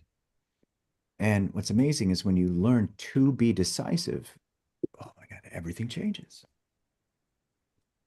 Isn't So that again, something? can you see that, right? Isn't that a great question? Can you see how that could help you? I love that you bring in Tony Robbins too, especially too with the next mentors that we're bringing up. Yeah, they're going to Master. come up and yeah. So, wow, amazing. Decisiveness has been a big part for you too, huh, Dolly? For everything. I mean, what we're doing now, being here. Yeah. And every time we do it, again, the initiation is going to be you face the fear or the cave in which you fear to enter. And the application of it will be the wisdom that you borrow from others too. Lisa, you said that today on the call. I had to borrow the belief Mhm. of others that walk the walk also too. And it was through their stories. I could feel it, Mhm. what they had to go through. And that made it so true. And I didn't just want to, read about it in books. Part of that experience for me is I was like, I want to be on board with them. You want to be behind the scenes. Yeah. Oh, yeah, for sure. Boy, I've been around a lot of different scenes. That's a whole Yeah. nother webinar, isn't it? Yeah. Uh, but truly, yeah, the decisions that I've made has led us to where we are today. Mhm. And I'm very grateful because we are working with masters. You know, I think we should really commend those who decided to be here. I mean, look at this beautiful attendance that's here. All of you who decided to come here. I mean, really think about that. There's lots of people who on the surface said that they were going to come, but you're the one that actually decided, you committed to it, and you're here. You wouldn't be here unless there was an emotional attachment to this idea, unless you believed that this is something that could help you. And isn't it interesting how, because of that decision, again, you're here.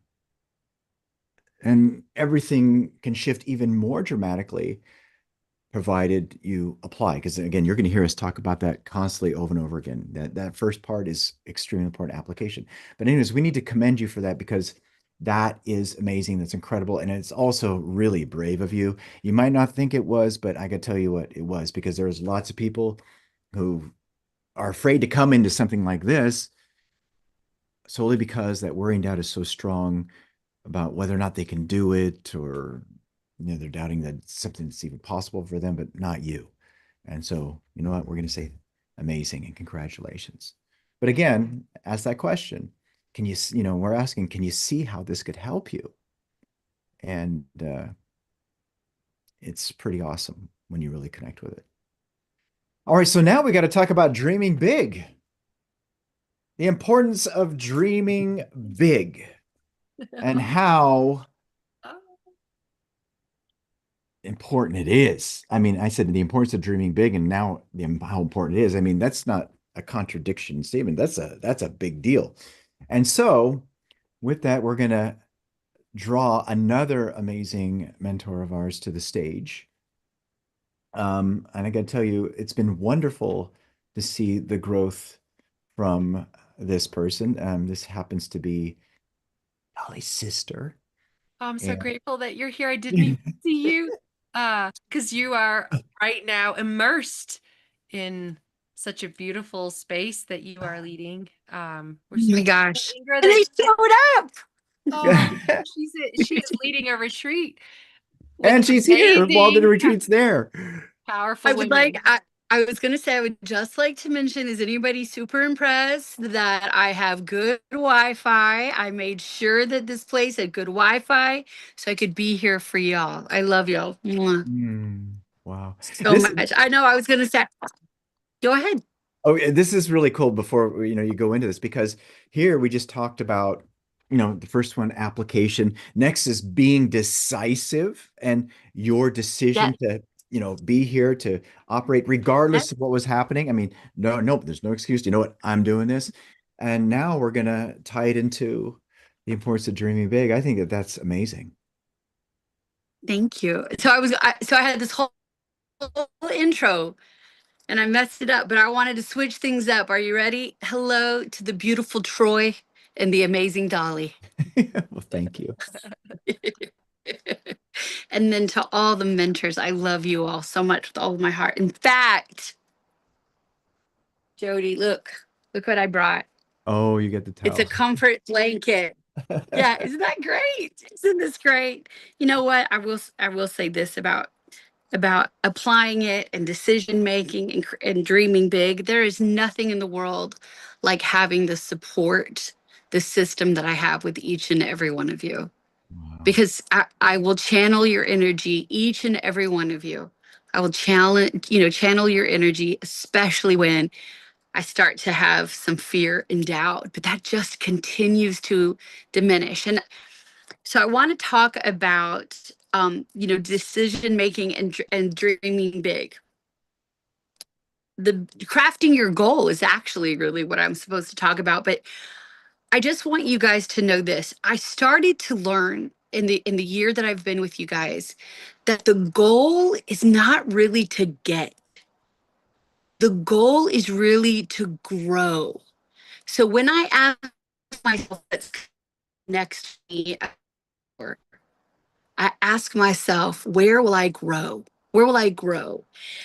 And the decision to host a retreat really between us came from the fact that somebody said, oh, that will never happen in our town. And you guys know the best thing you could ever tell me is that it's impossible because I love to dream big and I love to prove negativity wrong. And so, I went out on a limb. I was scared to death.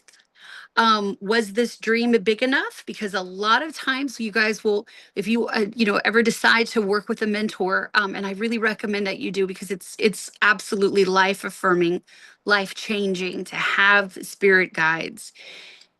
If you get to the point where you realize that the goals that you're making do not scare you, then the goal is not big enough.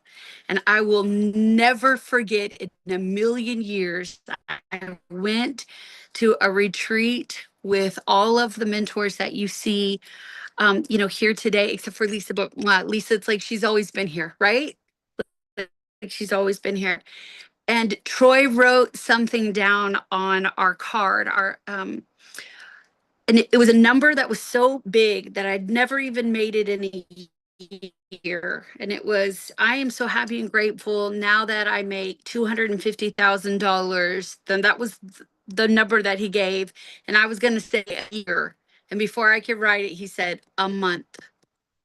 And I remember thinking, that's crazy. I mean, how could I ever even dream of doing something like that if I've never even had the opportunity to make that a year? But since then, I've learned that I'm valuable and worthy, and you make about as much as you feel you can make.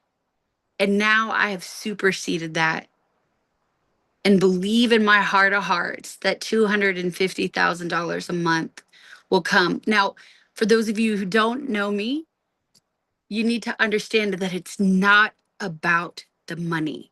It's about understanding that if you apply these principles, you will become unstoppable. Period. I mean, and I'm starting to get it. And what is a quantum leap? I didn't understand. What is a quantum leap? How does that work? I absolutely see quantum leaps now and the possibilities. But when you're crafting your goal, and that's it, that's my whole spiel is, if you're goal setting after you've applied it and decided, and now it's time to craft the goal, it has to be scary. It has to be, because otherwise, then you're just in the precedent. And what you're doing right now is creating a principle, something new, something obtainable. I never thought in a million years, it never even was in my wheelhouse to host a retreat. But someone had said, yeah, that won't happen in our community. And I thought, fuck it, let's see if it will. And here we are today. We're in the second day of a 3-day retreat. Now, was my goal to get something? No, my goal was to grow and to see if I could help other people grow as well. And it's incredible. I mean, you guys, like half the people here I've never even met before. That's huge. That's absolutely huge. And it reminds me too about crafting your goal. One thing I do want to say is, remember this, because this was great wisdom that came from Troy and from Dolly, which is what you are seeking is seeking you. To believe that. And growing up, I one of the things that I knew about me that I could do is, if I had a goal, I would accomplish it. If I was talented enough, I would do it. But they were always safe. They were always safe goals. And I felt like I do pretty well for someone who isn't, doesn't have a master's degree in fundraising. I'm an advancement director. I'm at the top of my field. But even then, it wasn't a challenge because I know how to fundraise. I mean, it's really, really interesting when you get into the book about what crafting a goal really truly means, especially letting go of the how. That's the coolest thing. I just wanted to give you guys that really quick, is you don't have to know the how. In my whole entire life up until this point, what stopped me the most is I thought, if I'm crafting the goal, I have to know how it will work. And I've let all of that go. And so much is happening, you guys. So much is happening. We're already talking about someone else doing a retreat in Rockport and someone doing a retreat in Dallas. And these are all spiritual retreats. Did I know when I was crafting my goal that it would lead to these things? No, but look at what's happening, because we've let go of the how. And I've made goals that are absolutely terrifying, but it's almost fun now. It's almost like childlike. I mean, not bad for a kid who had low self-esteem and low confidence and, all of those things. Just off the chart, unstoppable. All righty, for a quantum leap. I am ready for for a quantum leap. So anyway, that's it. That's all. I mean, it was just craft the goal, but when you're writing the goal down, just remember it's gotta scare you. And if you're having trouble crafting a goal, look at all of these at all of these mentors on your screen. I guarantee you that every single one of them would sit with you for 3, 5, 10 minutes, 15 minutes, half an hour, just to talk to you about crafting the goal.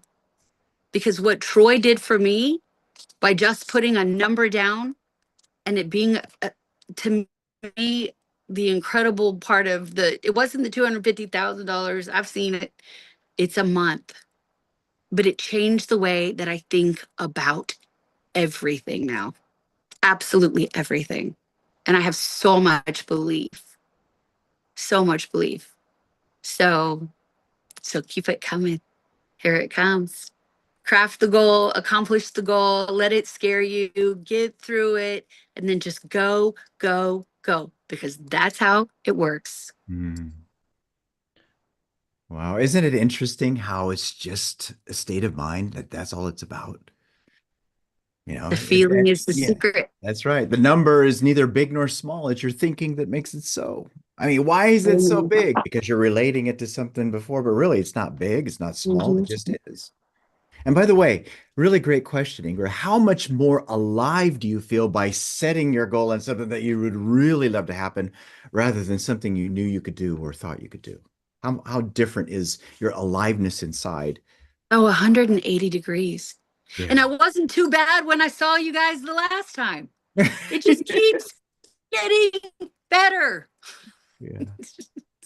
It just keeps getting better. I feel like I'm on a different planet sometimes. I mean, it's just crazy. It's just absolutely crazy. And just to know, like, truly unstoppable. That's the universe. Just wants nothing but the best for you. But you gotta be scared and you gotta keep going. That's that song from Lily Mayola, Daydream. It ain't big enough if it doesn't scare the hell out of you. Oh, I Oh, love that's that song. such a great song.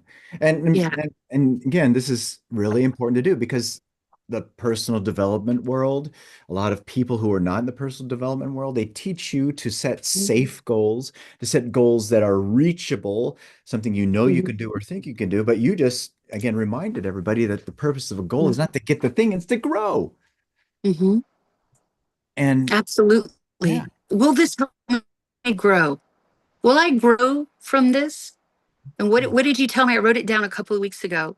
You said, Ingrid, what did you do today to push you further towards your goal? yeah. And that again is just one of those things where I'm like every day.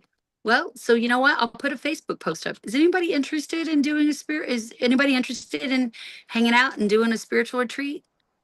Bam, bam, bam, bam. Just constant. Thank you. Thank you. More, please.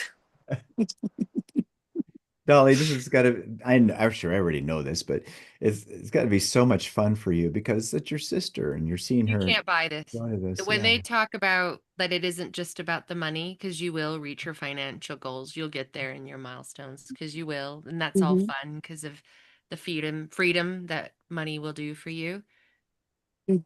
My sister and I, she, you know, this is priceless. You can't buy this. It had to be earned, and we've been able to see each other, and I've Mhm. shared before about I've watched you.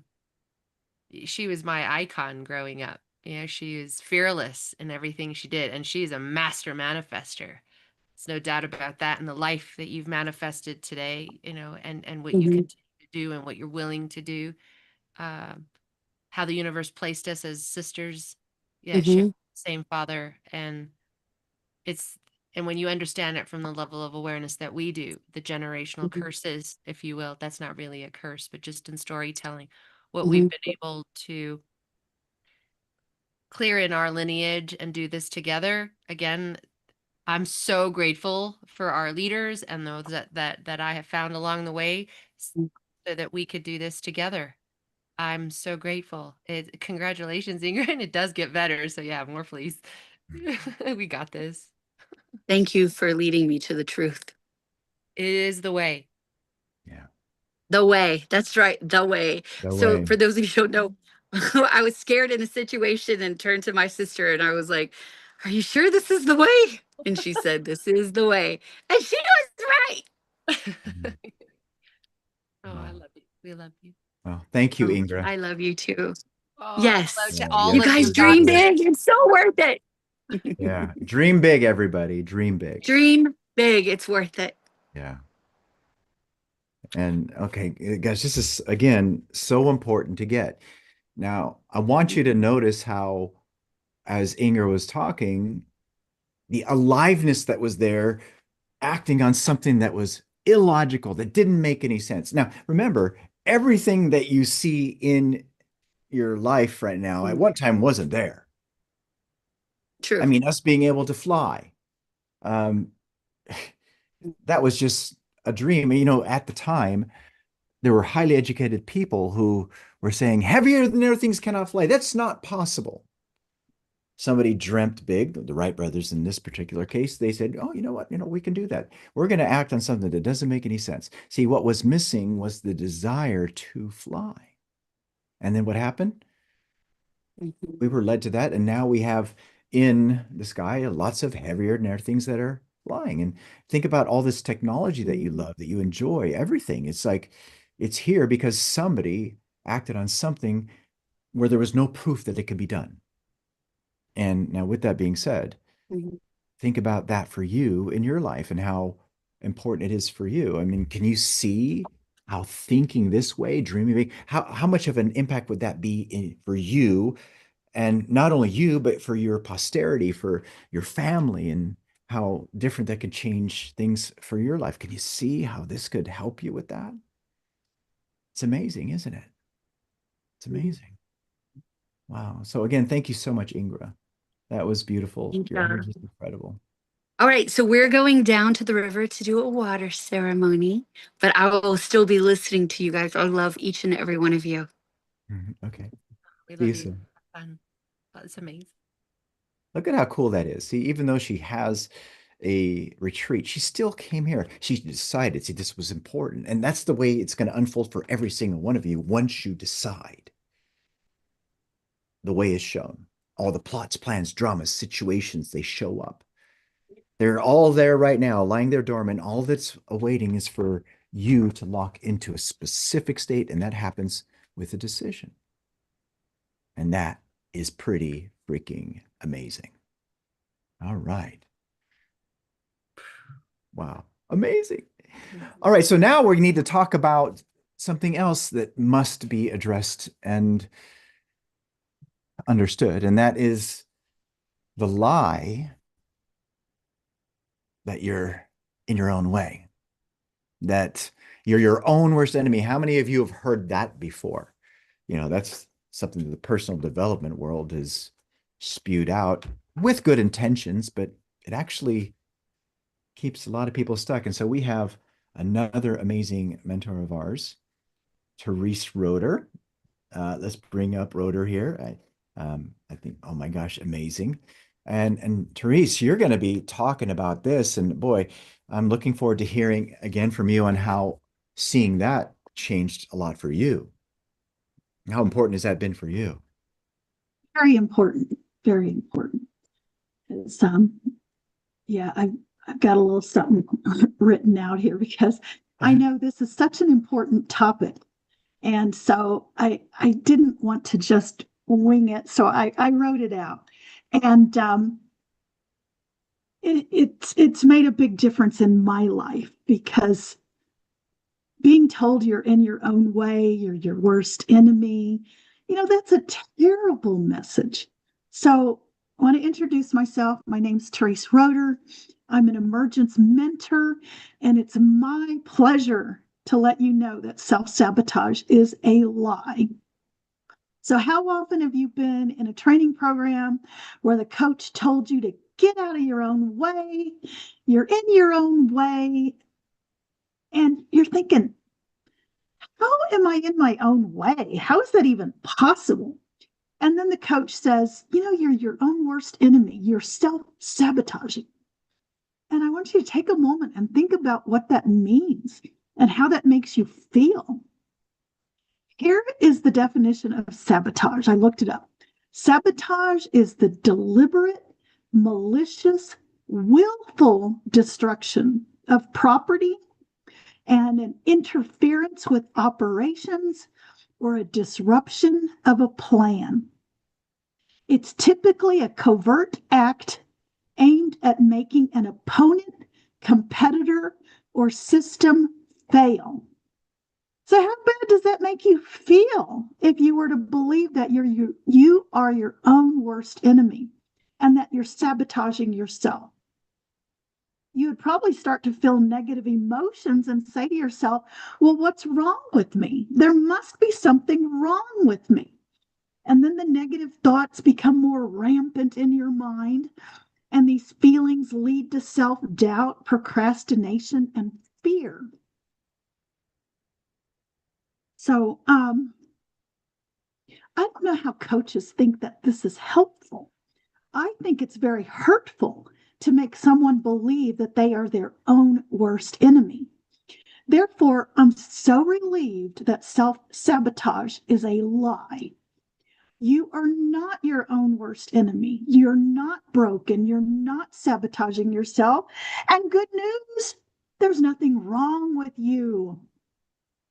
So I want you to think about it. Does it make sense to say that you are consciously and deliberately fighting against what you want? Would you intentionally undermine your own happiness and success? What if the actions labeled as self-sabotage are not intentional at all, but they're automatic? The belief in self-sabotage is built on a misunderstanding. What people call sabotage is actually your subconscious mind working in alignment with what it believes is true, safe, or necessary for you. The issue isn't that you're intentionally stopping yourself.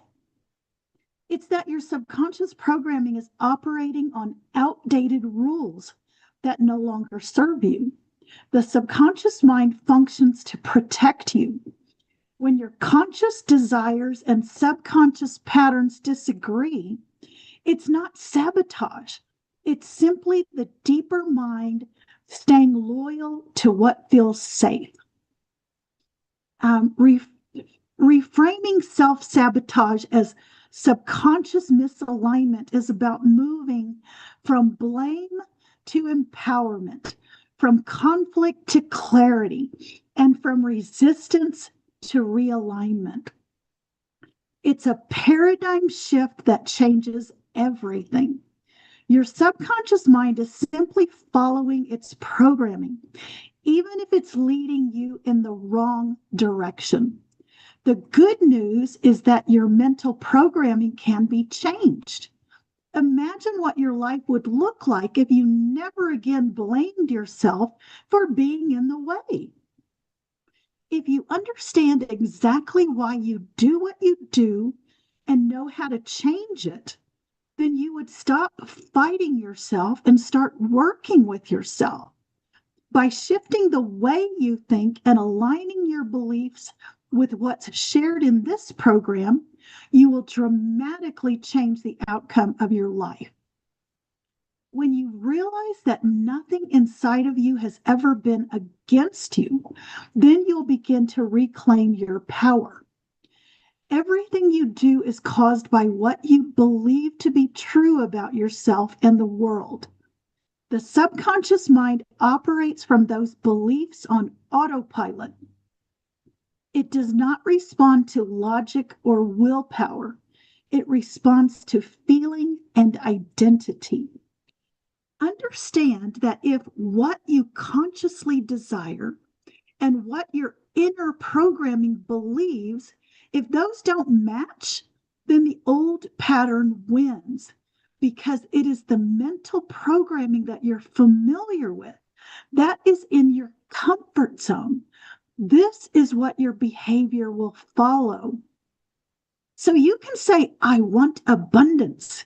Yet, if your mental programming still operates on scarcity and fear, then your inner thoughts will remain devoted to scarcity and fear. That is why surface level affirmations rarely work without emotional alignment. You can tell yourself all day long, I'm worthy. But if your mind still holds to the thought that it is safer to remain hidden and unseen, then you will continue to act accordingly. Every habit you call sabotage is actually your inner autopilot saying, I don't feel safe yet with this new version of behavior. Once you replace the emotion of fear with the emotion of safety, then the unwanted pattern will begin to dissolve on its own. The subconscious mind will not let you step into a new identity until it believes it is safe. Awareness becomes the turning point. Instead of asking, what's wrong with me? Start asking, what belief is this behavior protecting? Every time you act in harmony with your desired identity, you build new evidence that it is safe to live that way. Repetition is the language of the deeper mind. Feeling is its proof. When both align, when both of these align, then transformation becomes inevitable. Change your conception of yourself, and you will automatically change the world in which you live. Every automatic thought, every hesitation, every emotional reaction is simply a practiced pattern. It's what your mind has learned. And the moment you recognize this, everything begins to shift. So when a familiar, unwanted thought arises, pause and remind yourself, this isn't me. It's just my programming. And I can change my programming. So every time you say it, you interrupt the old pattern and remind your subconscious mind that you are in charge now. And this is where transformation begins, in the simplicity of awareness and repetition. Mm. Sorry, trying to move this.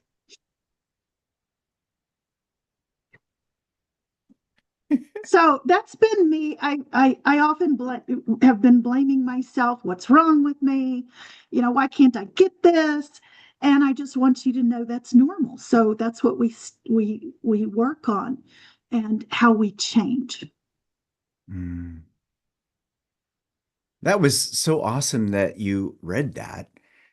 It was nice to hear it. And I got to tell you, that's a game changer, isn't it? Yep, How much has that been a game changer for you to like very say, much "Oh my so. God." Because I had a coach recently that told me I was self-sabotaging. It's like, no, no, no, no, no. Isn't that fascinating how there's that belief that's there, but then when you dissect it and you see, wait a minute, we would never intentionally jack our lives up. Yeah, no, this is like what Eckhart Tolle talks about. I love saying this. Eckhart Tolle talks, all negativity is subconscious, right? And it's true.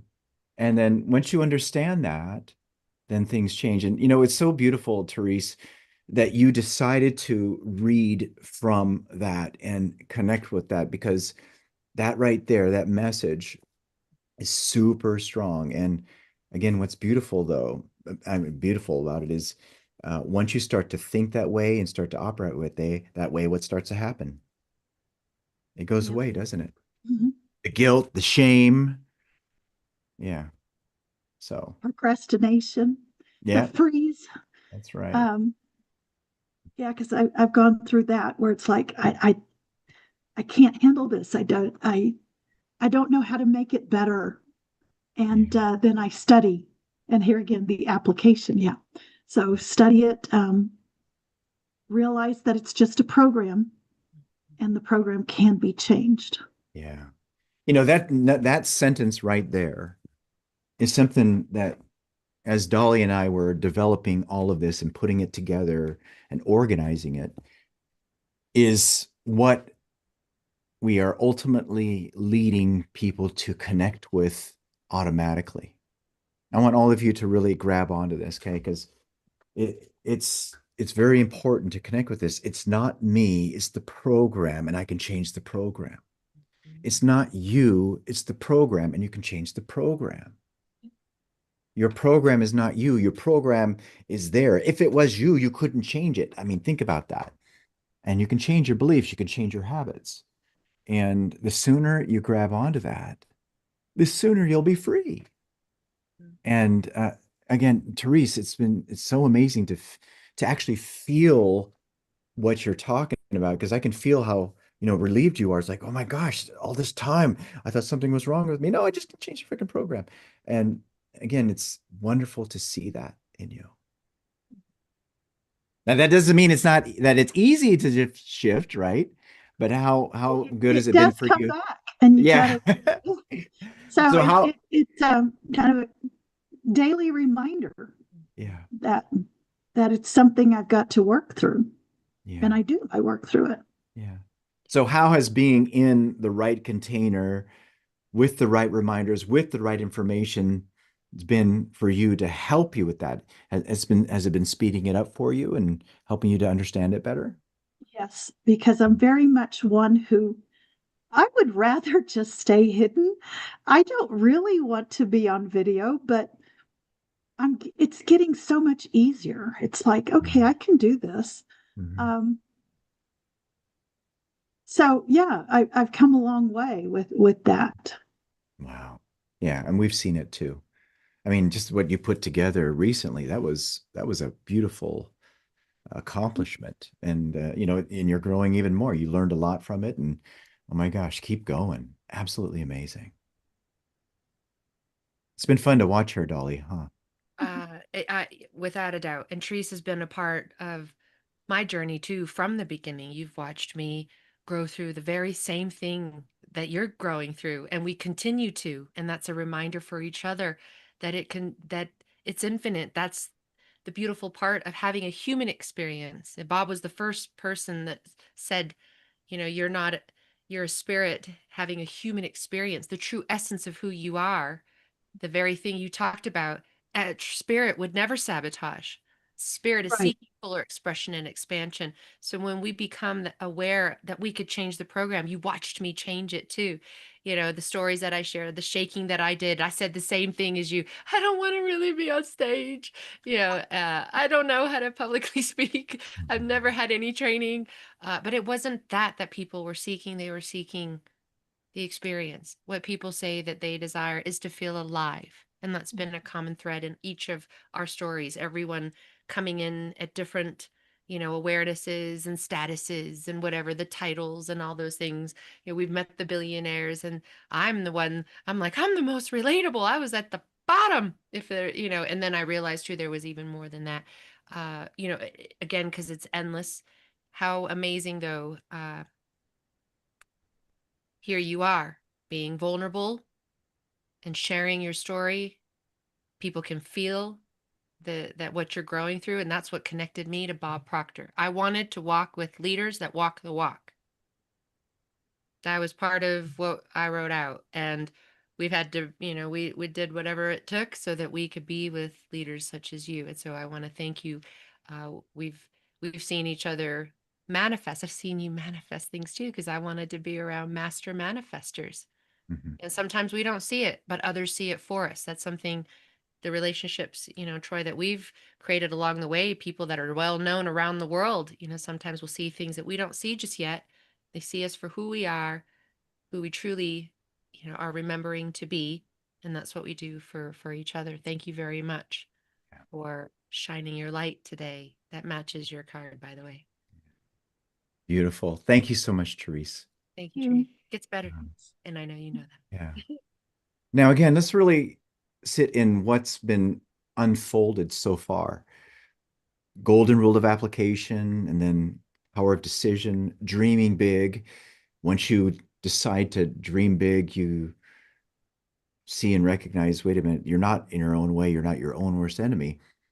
And by the way, with that part about there's no such thing as self-sabotage, um, really think about how different it feels to see and understand that you're not your own worst enemy. I mean, how many of you, when you see that, it feels so much better, doesn't it? And by the way, it's not a lie. We're telling the truth.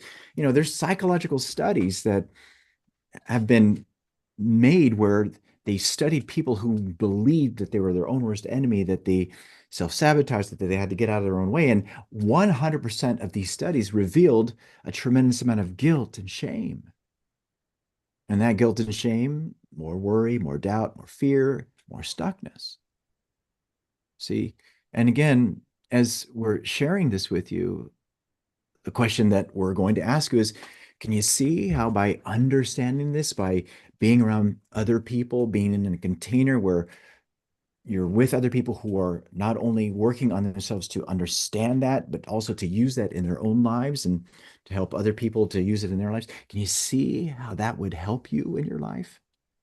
I mean, how different would it be for you in your life to completely rid yourself of this idea that you're not battling against yourself, that you're really magnificent. You're a magnificent creative being.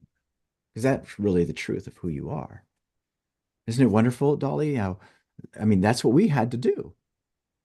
Oh, yeah. I mean, that's why we ended up writing this. I mean, this is a game changer. There's no such thing as self-sabotage. Uh, our father, or Ingra, our father wrote a review that meant another thing, a priceless moment where he said, and you got to remember, if you remember my story about my dad, he never stopped me from what I would do because he would say, I can't stop you anyway. But then but remember, he said, don't tell me what you paid.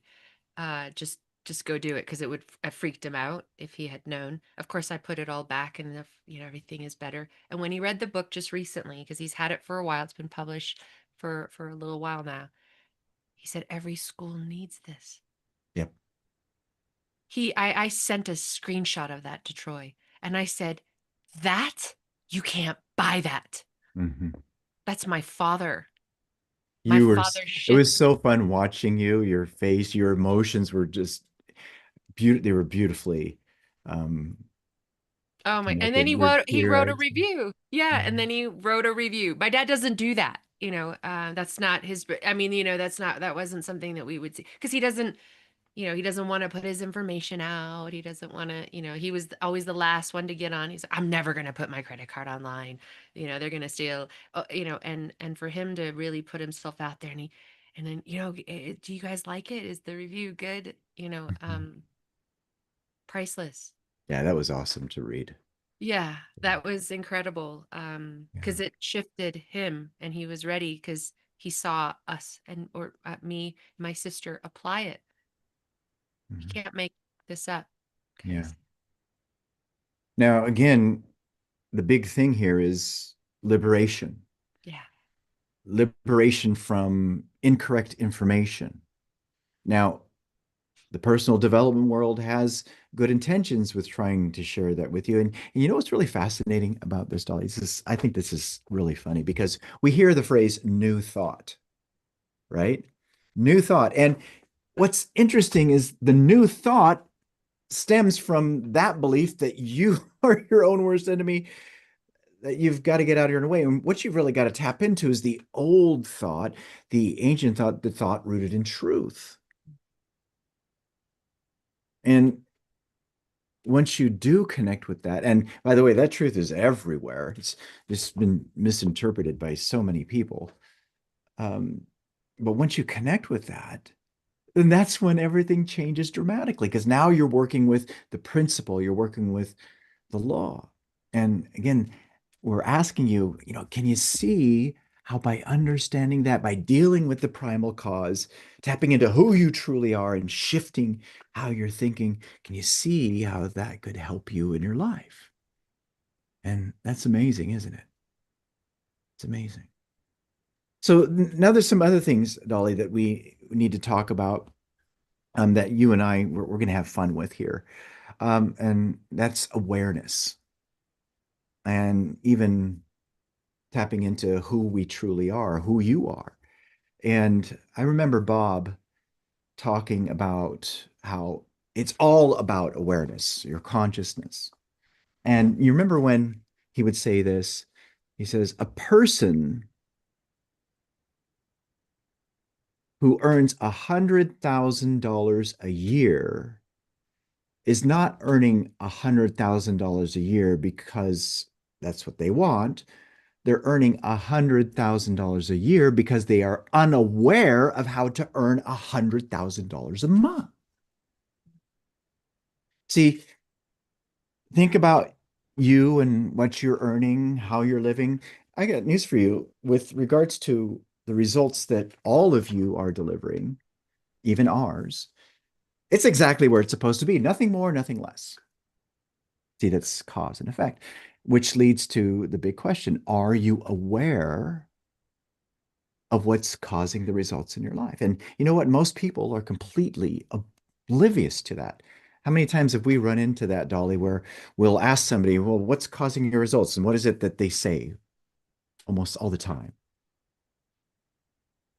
Their outside circumstance. It's because of this, it's because of that, it's because of this person. I don't have the opportunities, and no one's giving me a chance. And really, it has nothing to do with that. It has to do with what's going on inside. See, this is where understanding cause and effect goes into play. Like causes lead to like effects. If you want to earn more, if you want to have power, if you want to be successful, you've got to operate from what, for instance, Robert Collier shares. He says, the secret of all power, all success, all riches is in first thinking powerful thoughts, successful thoughts, thus of wealth to supply. We must build it in our own mind first. And see, this is what we want everybody to understand and to get. Like causes lead to like effects. Your results are exactly what they're supposed to be because of how you've been thinking. And by the way, that's all you have to shift to change your life. You got to shift how you're thinking, which is what you believe to be true and the habits you have. And from there, the reaping will automatically happen. And isn't that fun, Dolly, how that's what's happened with us, with what all the big changes in our lives. Oh yeah. Yeah. You got to be aware. Aware. And awareness is the name of the game. Oh, And so good. I just want to say just how beautifully you're able to articulate the chaos of the quantum field. Because I would come back from like the Matrix or doing the most illogical things. Our mentors do it too, really illogical. And you come back and you go, how do I explain that? That was amazing. And oh shit, I don't know if I can. And Bob would even talk about when I got back from the Matrix. And prior to, he said, you're going to want to like fire hose them, throw up all, don't do that. Right? You got to give it to doses and your ability to uh, organize that heaven's first law of order so that others can really see the labyrinth light up. Because you do get a sneak peek, like have it, it's God's point of view when you surround yourself with those that are in alignment when you forget. And don't think that they've got it all. They're going to forget too. Yeah, and then others remind them as well. And when we can hold that frame and give them, that's what we do. That's why you all are here. You're remembering more of who you are. And it feels really good. That's your inner guidance system telling you, yeah, you're on the right path. And, I don't remember which mentor said it. You're always been on it. Some of us just walking in it backwards. And there was a point where I turned around and I said, speed, please. And okay, when you ask, you receive. yeah. There's no waiting also too. You ask, you receive, and you do illogical things, and that's what we all did. And that's why the experience that you're sharing now about what I've been able to do. And then, by the way, it doesn't mean speed where you miss it. That was another thing that you've been so beautiful about reminding me. You would stop me, and so many of where I actually manifested a fantasy goal. And I was in it. I was just living it. And stop. Look. Look how far you've come. And the more practice of that allowed, it reminded me to do that on my own. We remind each other. You can't do it for one another, but we can remind each other. That's right. So, That's right. yeah. Those are such fond memories. There's many of those. You do that for me. I do that for you. We do that for, everyone. And, but I love how, we do that for each other. And as a team, we're able to help other people even more. And that's a really big deal. So I want to say thank you for that. But now with that though, again, really think about what we're talking about here. We're talking about awareness, and we've shared with you some things, like for instance, application, the golden rule of application. Many people are completely unaware of how that's the golden rule.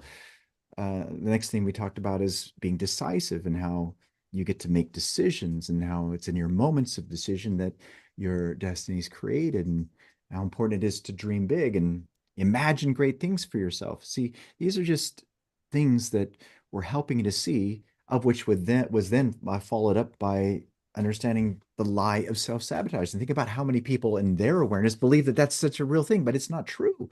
It's not true at all. But see, this is what we're wanting you to see, because it has everything to do with you changing the results in your life to be what you would love them to be. If you are unaware of what causes the effect, you're going to be spinning and going crazy. And you know what's going to run your life? What's going to run your life is what these next two are going to talk about in terms of what Jody likes to talk about, is called these hamsters. Okay. The hamsters will come up and run your life. And that doesn't work very well if the hamsters are not in harmony with the outcomes. They're good if it's in harmony with the outcomes that you do love, but if they're the wrong patterns, the wrong beliefs, then no, it doesn't work. So, what shall we say about these next two, Dolly? No. About John and Jody? Because they're going to be talking about the two minds. And most people are unaware about what two minds are. You have two minds, which actually make up one mind. So, what would you like to say about them before we bring them up? Incredibly impressive leaders that we have continuously over and over again been able to witness them walk the walk the way they both do, manifesting the things they have, things that people just wish that just what it took for you all to have the life you all both have today. How grateful we truly are to both of you, how much we love you both. Thank you. Yeah, they're amazing. And there's the Tony Robbins energy. All right. And more. So, everybody, this is John and Jody, and they're going to talk about the two minds. Now, remember, we just talked about awareness, Dolly and I did, and there's some additional things for you to be aware of. And boy, you guys ready? These are the implementers. Absolutely. Let's do it.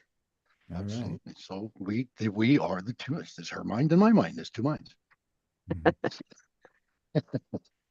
Thanks, John. So, as you might have heard, John and I are deeply involved in the Tony Robbins environment as well. And I am a trainer within that environment, and John is a senior leader. So we volunteer and we work with Tony Robbins participants in particular on a regular basis. We have the tools. And yet, when we met Dolly and Troy, I suddenly realized that I hadn't quite been shown how to use the tools. I had the tools, but I hadn't had it explained in a way that allowed me to utilize the tools in a way that could transform my life with speed. I was doing it, but I was going very slowly. And when I met Dolly and Troy and started to follow the right white rabbit, so to speak, down the rabbit hole of understanding what emergence really teaches, John and my life completely shifted and changed. And so I want to ask you one question, and if you could put it in the chat, that would be great. How do you measure darkness? Does anybody know, how do you measure darkness? I'll give you a moment while you think about that and put it in the chat, because there's really only one way to measure darkness. So I'm curious if anybody knows that. What do you think it might be, John?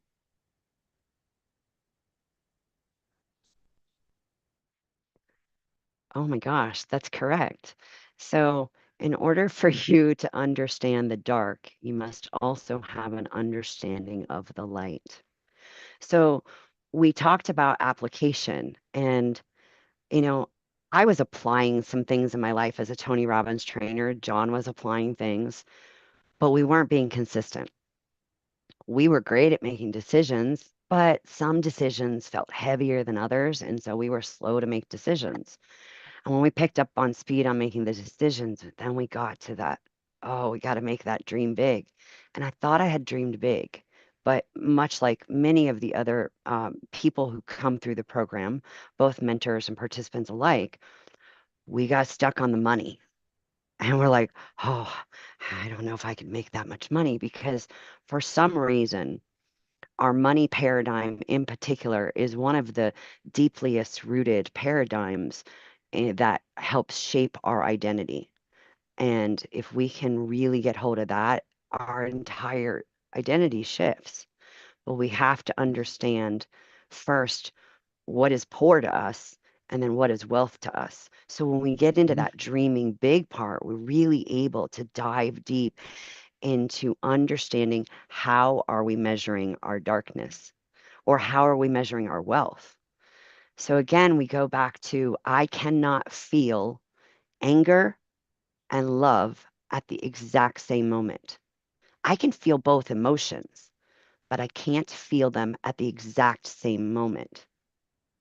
And that's really important. So if you didn't write that down, I'm inviting you to do so, because that's the big key to the two minds. Now, we do have two minds. We have our conscious brain that is always making our decisions. That's what we utilize to dream big, to make those decisions, to consciously apply the material, to understand it's not me, it's the pattern, and I can change it. When we say I can change it, that indicates that my thinking mind is the one in control of making the changes. But then we have the unseen. And the unseen is that subconscious mind, the one that has all of the computer programs in it. Think of your brain like a big giant computer. Well, somebody's got to be in there running that computer and all the programs. So, as Troy said, I say that for my brain, that's an entire team of hamsters running on a hamster wheel doing the same thing day after day. Okay? They're doing exactly what they're trained to do. But it is my thinking mind, my consciousness, that allows me to decide, wait, I don't know that I like the program that that hamster is running, because the results of that program do not match the results I want for my life. You see, when we're in the two minds, I might think that I'm dreaming big, that I'm going to make $100,000 every month. And then I open up my bills. What do we do when we open the bills and we're like, shit, I just got this $5,000 medical bill I got to pay. I don't have $5,000 in the bank. Now, how do we take that program that's running in our brain saying we're poor, we're in scarcity, and allow that to match the vision we have in the dream big, that we're wealthy and we're bringing in $100,000 a month?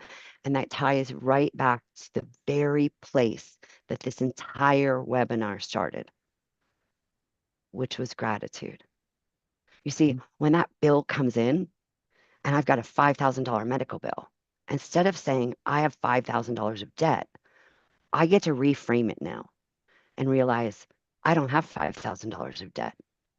I was gifted with $5,000 worth of extended medical health. And that changes my relationship to the bill that just showed up.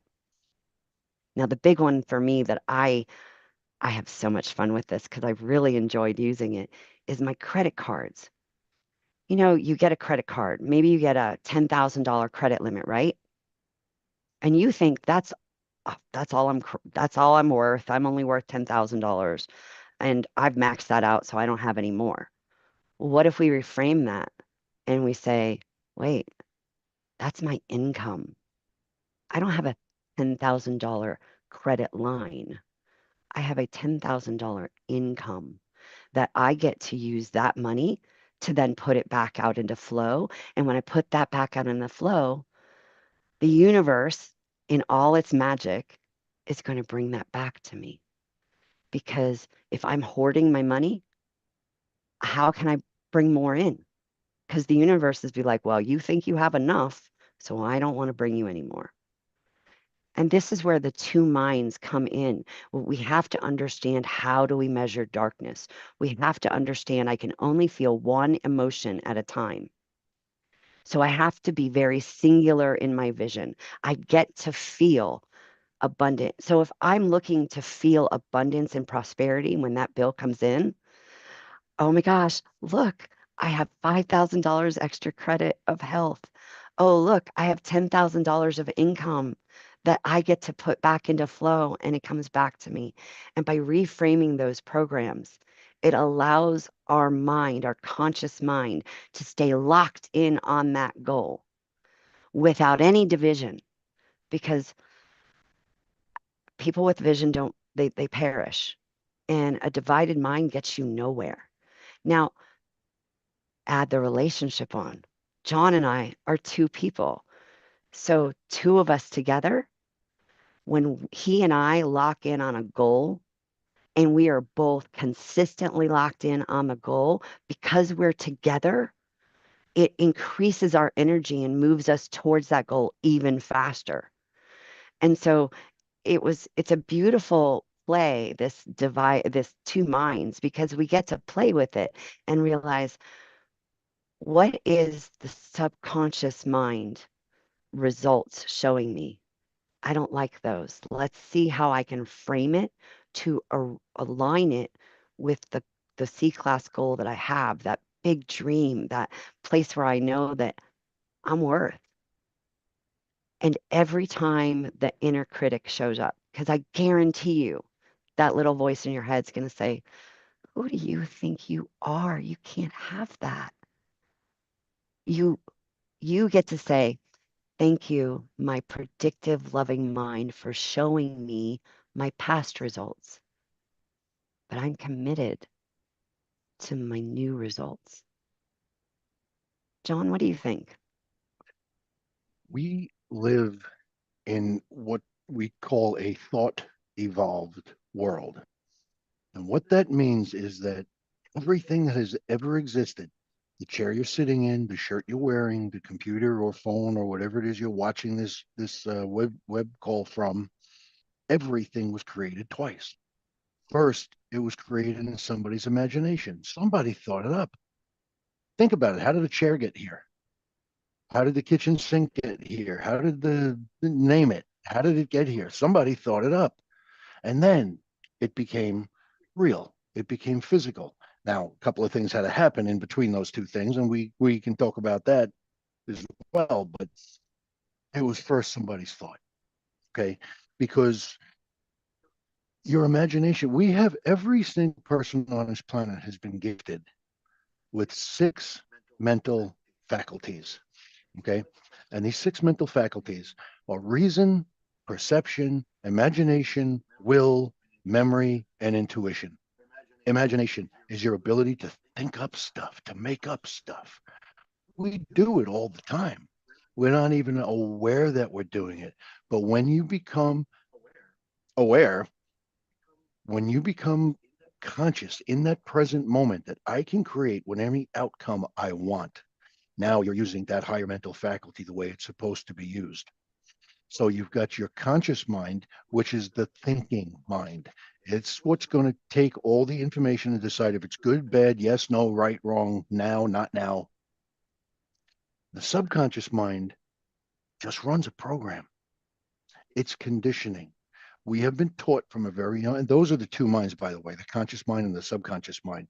When you learn how to get them to work together, dude, you are totally unstoppable. This is what Jody and I do. This is what Dolly and Troy do. This is what Zan and Tom do. We all do this. We all do this. It just takes a little bit of work to become aware. And it's really not that hard. All it really is repetition and patience with yourself to learn how to live in the present moment. Most of us, most of the time, are screwed up about, oh my God, this is coming up, this bill's coming up, this deadline's coming up, what's going to happen tomorrow? Get through today. Don't worry about tomorrow yet. Let's go through one day at a time. Now, nothing happens. We were talking about cause and effect before. Nothing happens unless there's a cause for it. And what we learn over time, especially in Elevitality and Emergence, is that I am the cause of absolutely everything that has ever happened in my life. It doesn't make a difference if I had an accident on the road today. I chose to go onto that road. It doesn't matter. The other guy cut me off.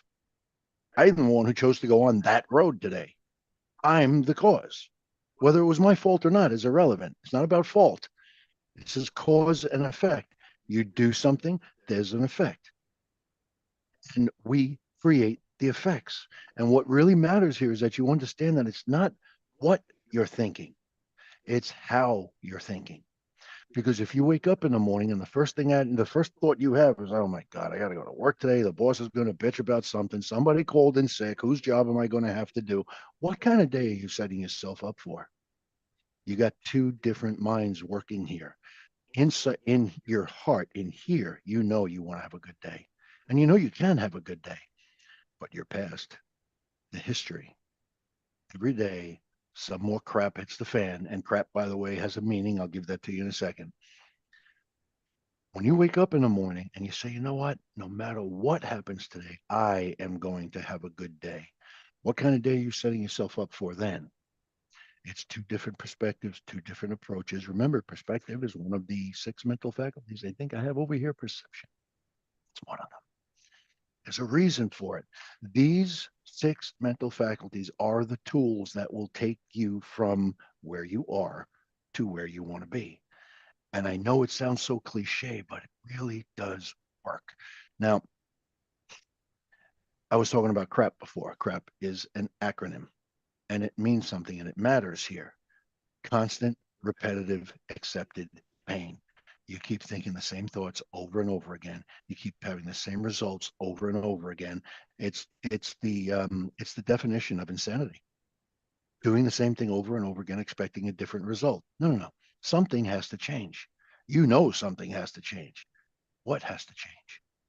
I can't change my job. I got my family depending on it. I can't do this, but I still have to change.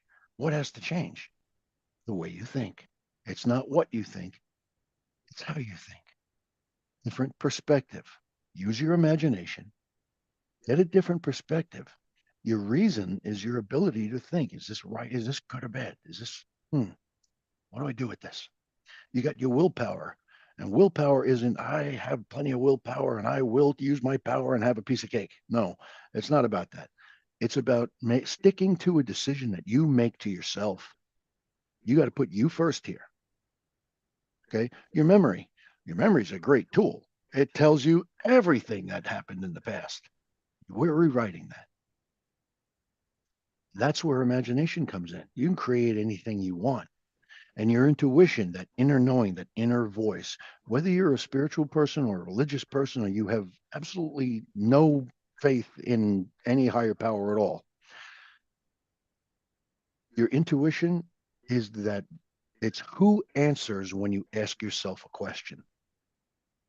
Who's answering? The real you is the one that's answering. Who you really are is the one that's answering. But we've been conditioned to believe that we can't. We're not good enough. That's for other people. That's for other people. You can't have that. Bull feathers.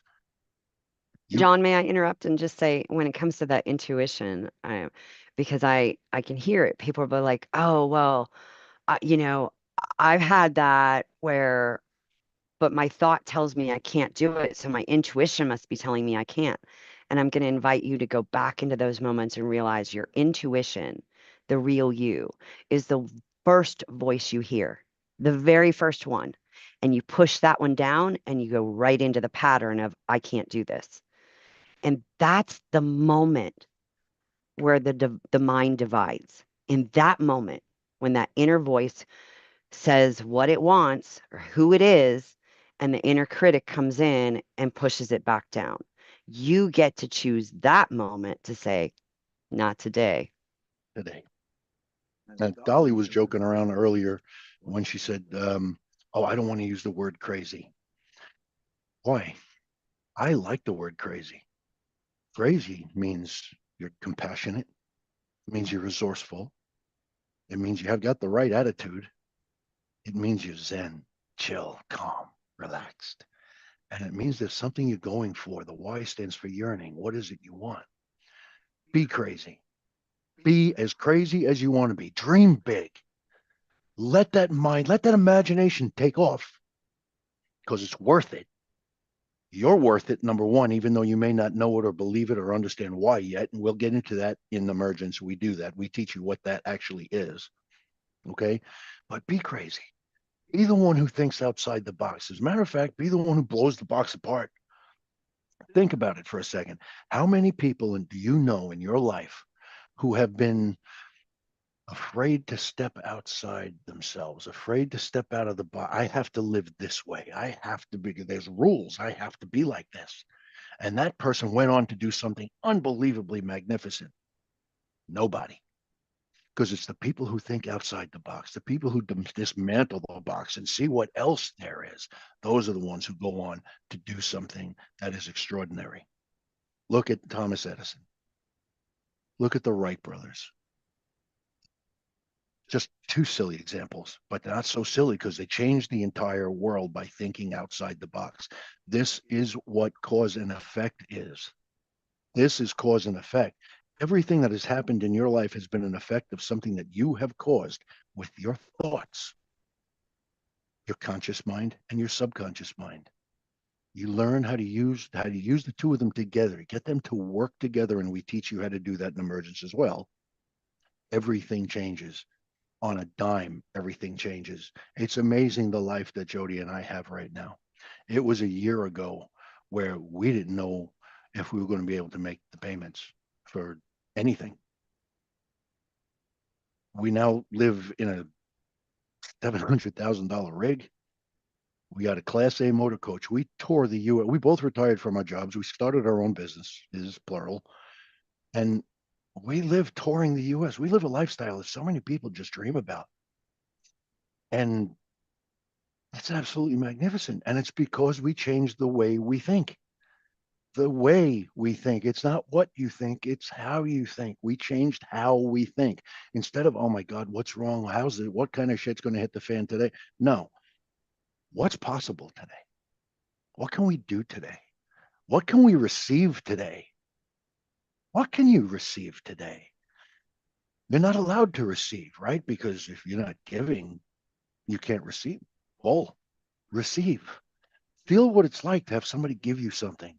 Accept the compliment when somebody says, you know what, you look absolutely beautiful today. Oh, stop. How about say thank you and really feel it and accept it? It's a simple little shift. When we talk about changing the way you think, we're not talking about, oh, tomorrow I'm going to save the world. No, you're not. But today you can save yourself. Just a tiny little shift, and another one, and another one, and another one, and stack that. And all of a sudden, all those little things become big things. And you have all of a sudden, out of nowhere, something has changed in your life for the better, and you can't define it. It's because you've been doing the work. It's because you've been changing the way you think.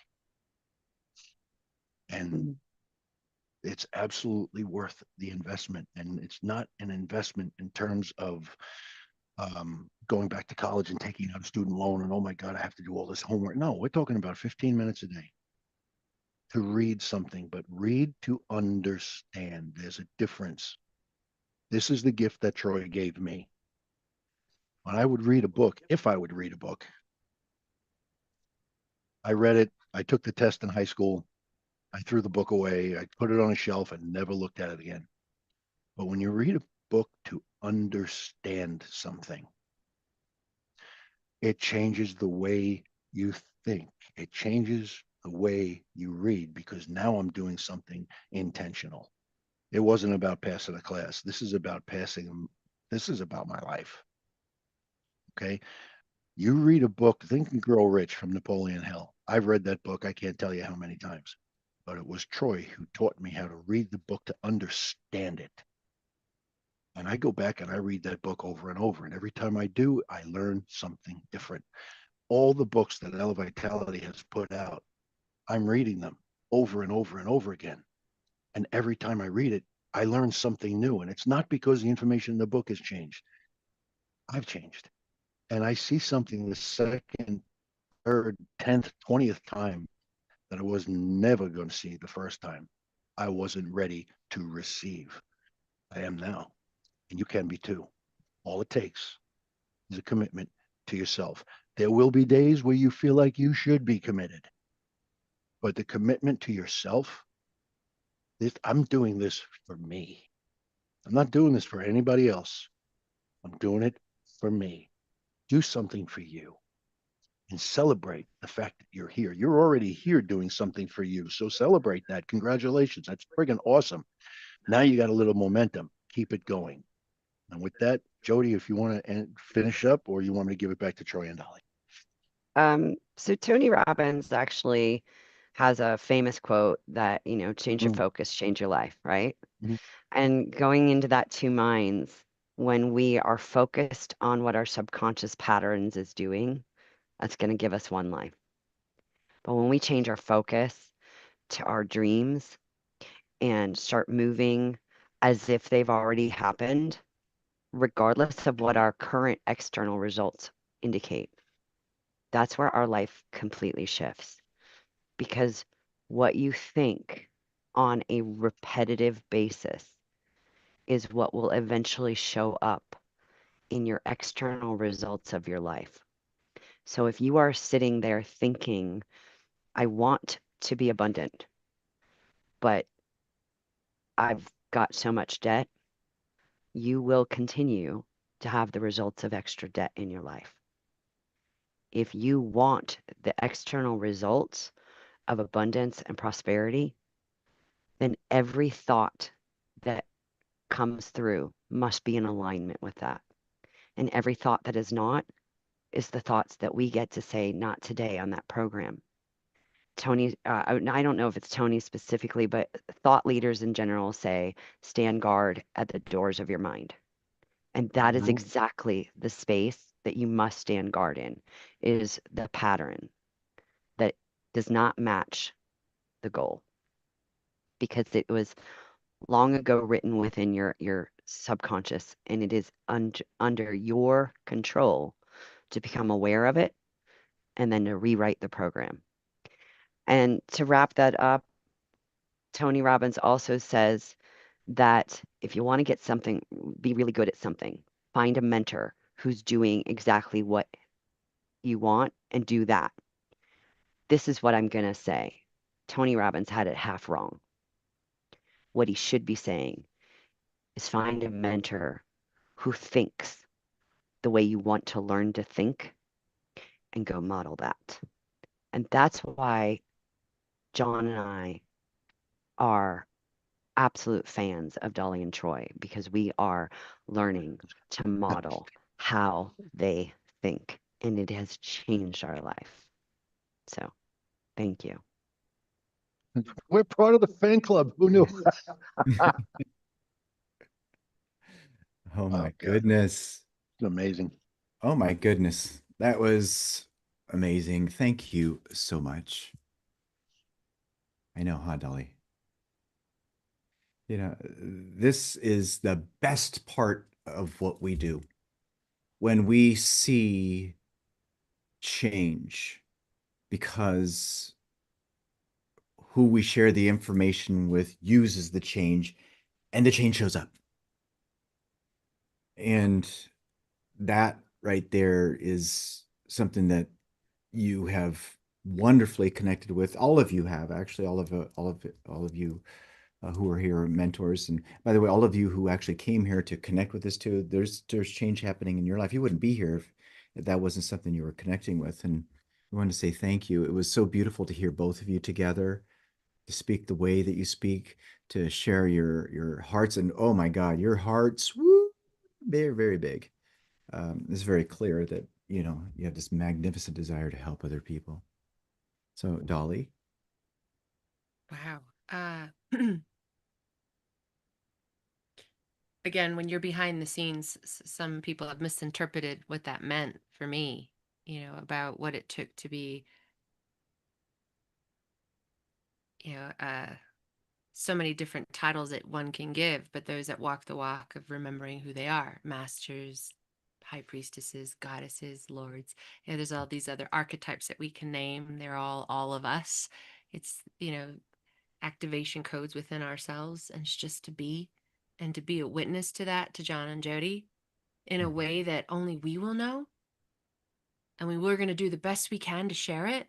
We're going to do the best we can so that other people can experience it. But there's some things that I really, truly realize that is such a special part of a manifestation of what I wrote out secretly. Because, there were leaders that said that. I wrote it out secretly. I didn't want anyone to know, because I didn't think it was, well, I just want when I say, wow, it's Mm-hmm. the words to describe what that secret of what I wrote truly was. And that had everything to do so that I could remember more of who I am. And you all reflect that in the most powerful way. And I just want to thank you both for doing that. It means, because I've seen you go through that. What was that first question that you asked, Jody, about darkness? How do How you? do you how do you measure the dark? Is through the absence of light. Yeah. And we have been a witness to both of you stepping into darkness. Yeah. It's the only place in which you can shine the light. We've seen you both do that too. Thank you so much. That was Thank you. When everyone. Mhm. John, go ahead. sorry, when we No. first started today, Tom and Zan asked the question. So how can I use this in my life right now? Think about everything that we've learned today. How can we use that in our life right now? Pick one thing. You don't have to understand all of this at the same time. There's a lot going on here. You don't eat the elephant whole, you eat it in one bite at a time. Find one thing that resonated with you. Find some one thing that any one of us said that, oh my God, that almost makes sense. Run with that for a while. Get in touch with the person who brought you here and run with that one thing that, wow, that kind of makes sense. Don't worry about the rest of it. It'll come in time. There's a lot going on here. Find the one thing. And what can I do with that one thing right now? Mhm. Yeah. That was amazing, John. Thank you. John and Jody, both of you. Incredible. Amazing. Wow. So, man, we went through quite a bit. And with that being said, again, the recap that we want you to connect with is how 100% of everything that we shared with you that came from our mentors who are using it for themselves and also using it to help other people as well, and us using it in our lives and helping other people as well. I want you to notice how all of it is rooted in shifting the inner narrative. All of it. See, that's the primal cause. And here, John and Jody just spoke about the two minds. John went straight into the higher mental faculties. He actually went deeper into that. And by the way, those higher mental faculties, those are something that you have, that every one of us has. And yet it's something that the overwhelming majority of people are completely ignorant of, but yet they are the very tools that you could use, that you have to use, I should say, to change what's happening inside. See, you have these physical tools called your eyes, your nose, your mouth, your ears, your skin. They're instruments of your body. Well, you have instruments of the mind. Those instruments of the mind are those six higher mental faculties, of which you can use to change and shift what you believe to be true in the habits you have. Remember, that's where the primal cause is. Now, my question for you is, imagine understanding that so well, being in a container, using that, strengthening your imagination, strengthening your will, being more solid and gaining more power, thinking from how you would love things to be instead of how things are. And again, the question is can you see how by thinking that way, that can change everything for your life? Can you see that? Can you feel that? Remember, we're talking about cause and effect. You've heard that completely through this entire live stream, all of which is to help you to emerge. I mean, if you look at the title of our container, it's actually Elevitality, elevate your life. And here you have emergence. But again, really think about that. And the bigger question, though, is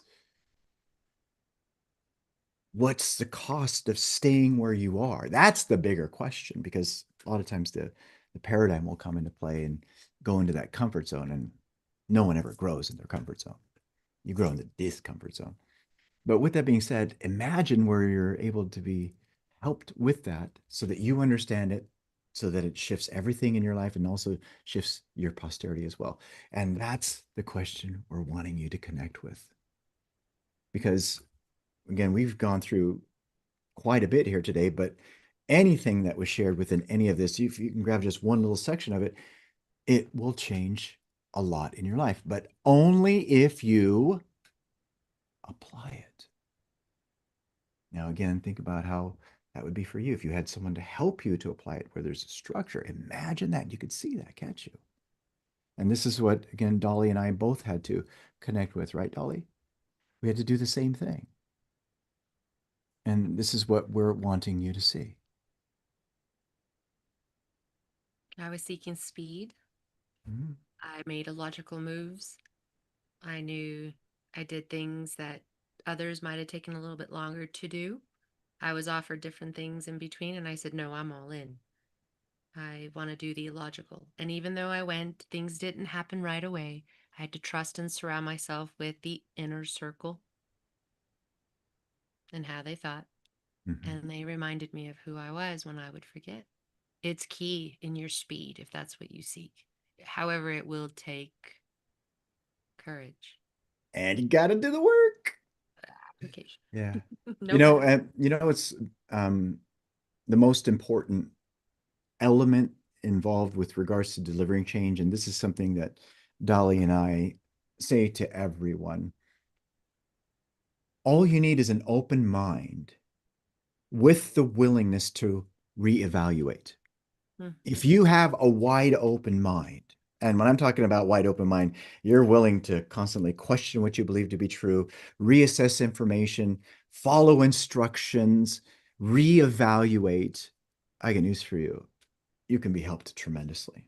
But if your mind is closed to where you operate from without new information, then there's nothing that can be done to help you. And that's for anything, by the way.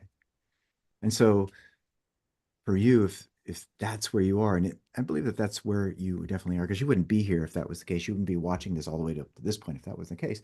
Then what we invite you to do is step into that unknown. Have the courage to go into something much different. And if you're feeling that discomfort right now as we're talking about this, that's fantastic, because that reveals that you're actually emotionally involved with some real significant change. Now, the important thing though is to override any worry and doubt that is associated with that. Everyone who spoke today, all of our mentors that are here, and even the ones who are not here today are the ones who didn't speak. That's how they got here. They went through it. And Dolly, you say that there's no bypass.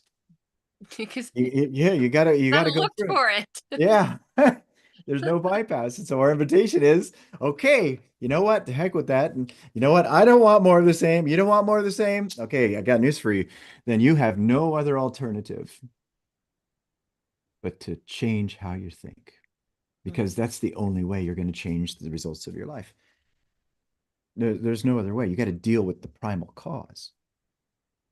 I'm gonna read something here, Dolly. We study this frequently. This is something from Neville.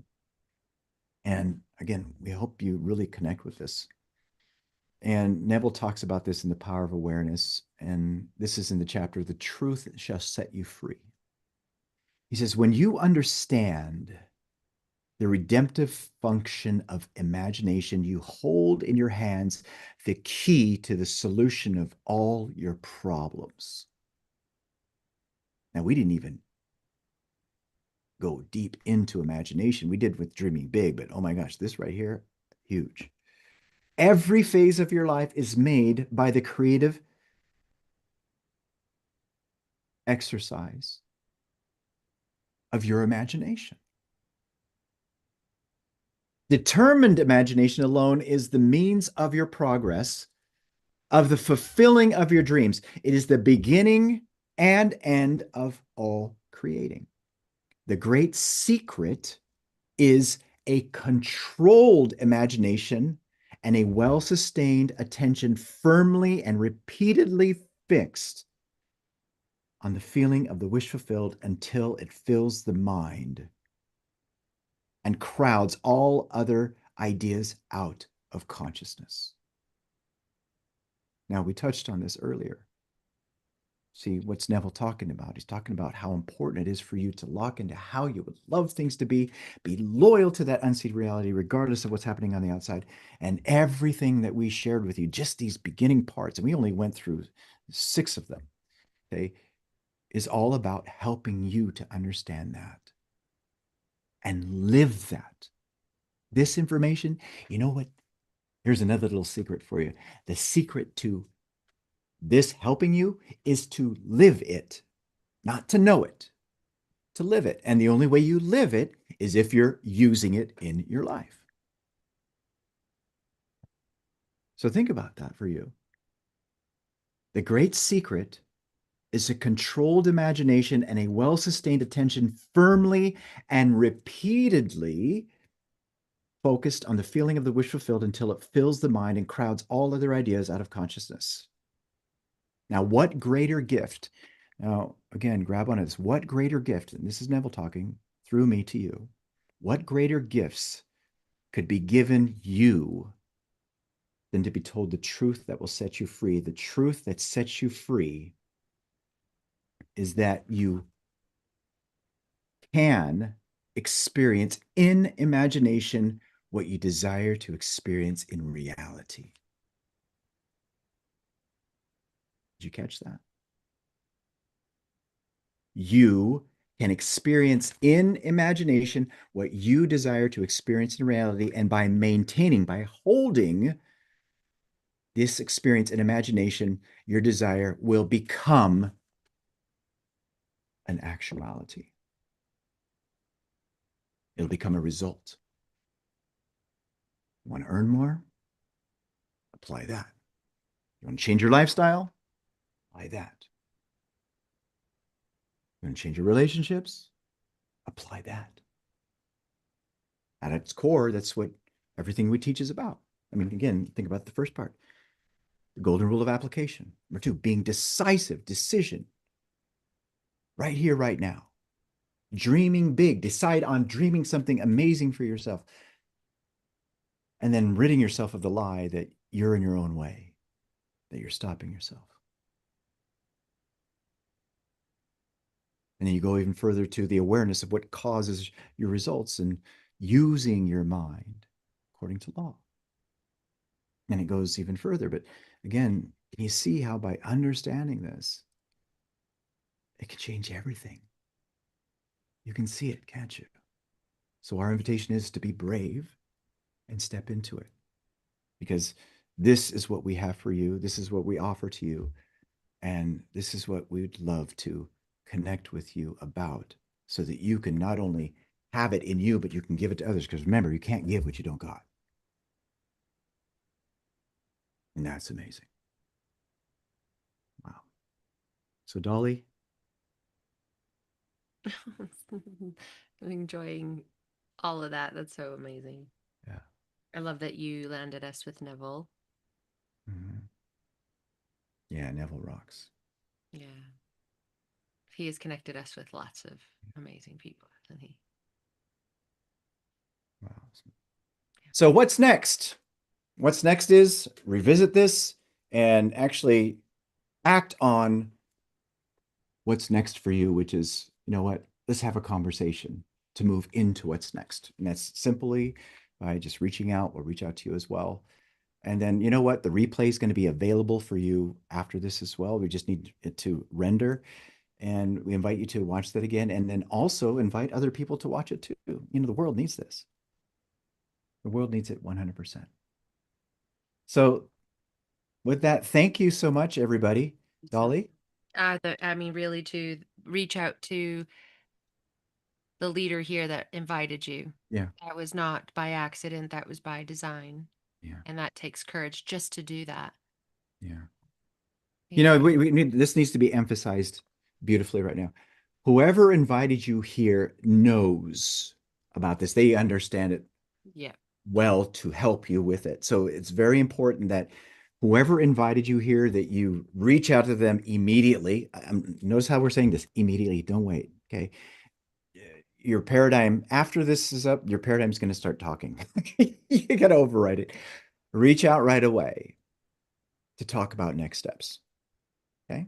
If you came here through us, reach out to us right away to talk about next steps. Okay. All of our mentors are amazing. They're incredible.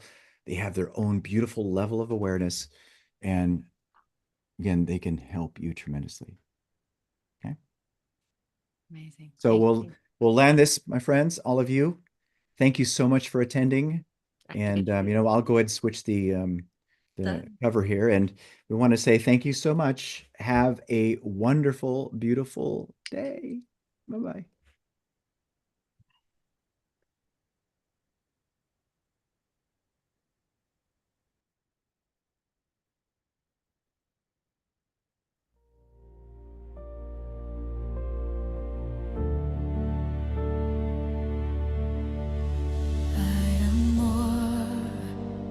Stories I've been told. I am light, I am love, I am home. From the silence, the truth begins to rise. A new creation I see through higher eyes. Every breath is a doorway within. Every step breaks the shadow of sin. I remember the power of my name. Infinite spirit, I am not the same.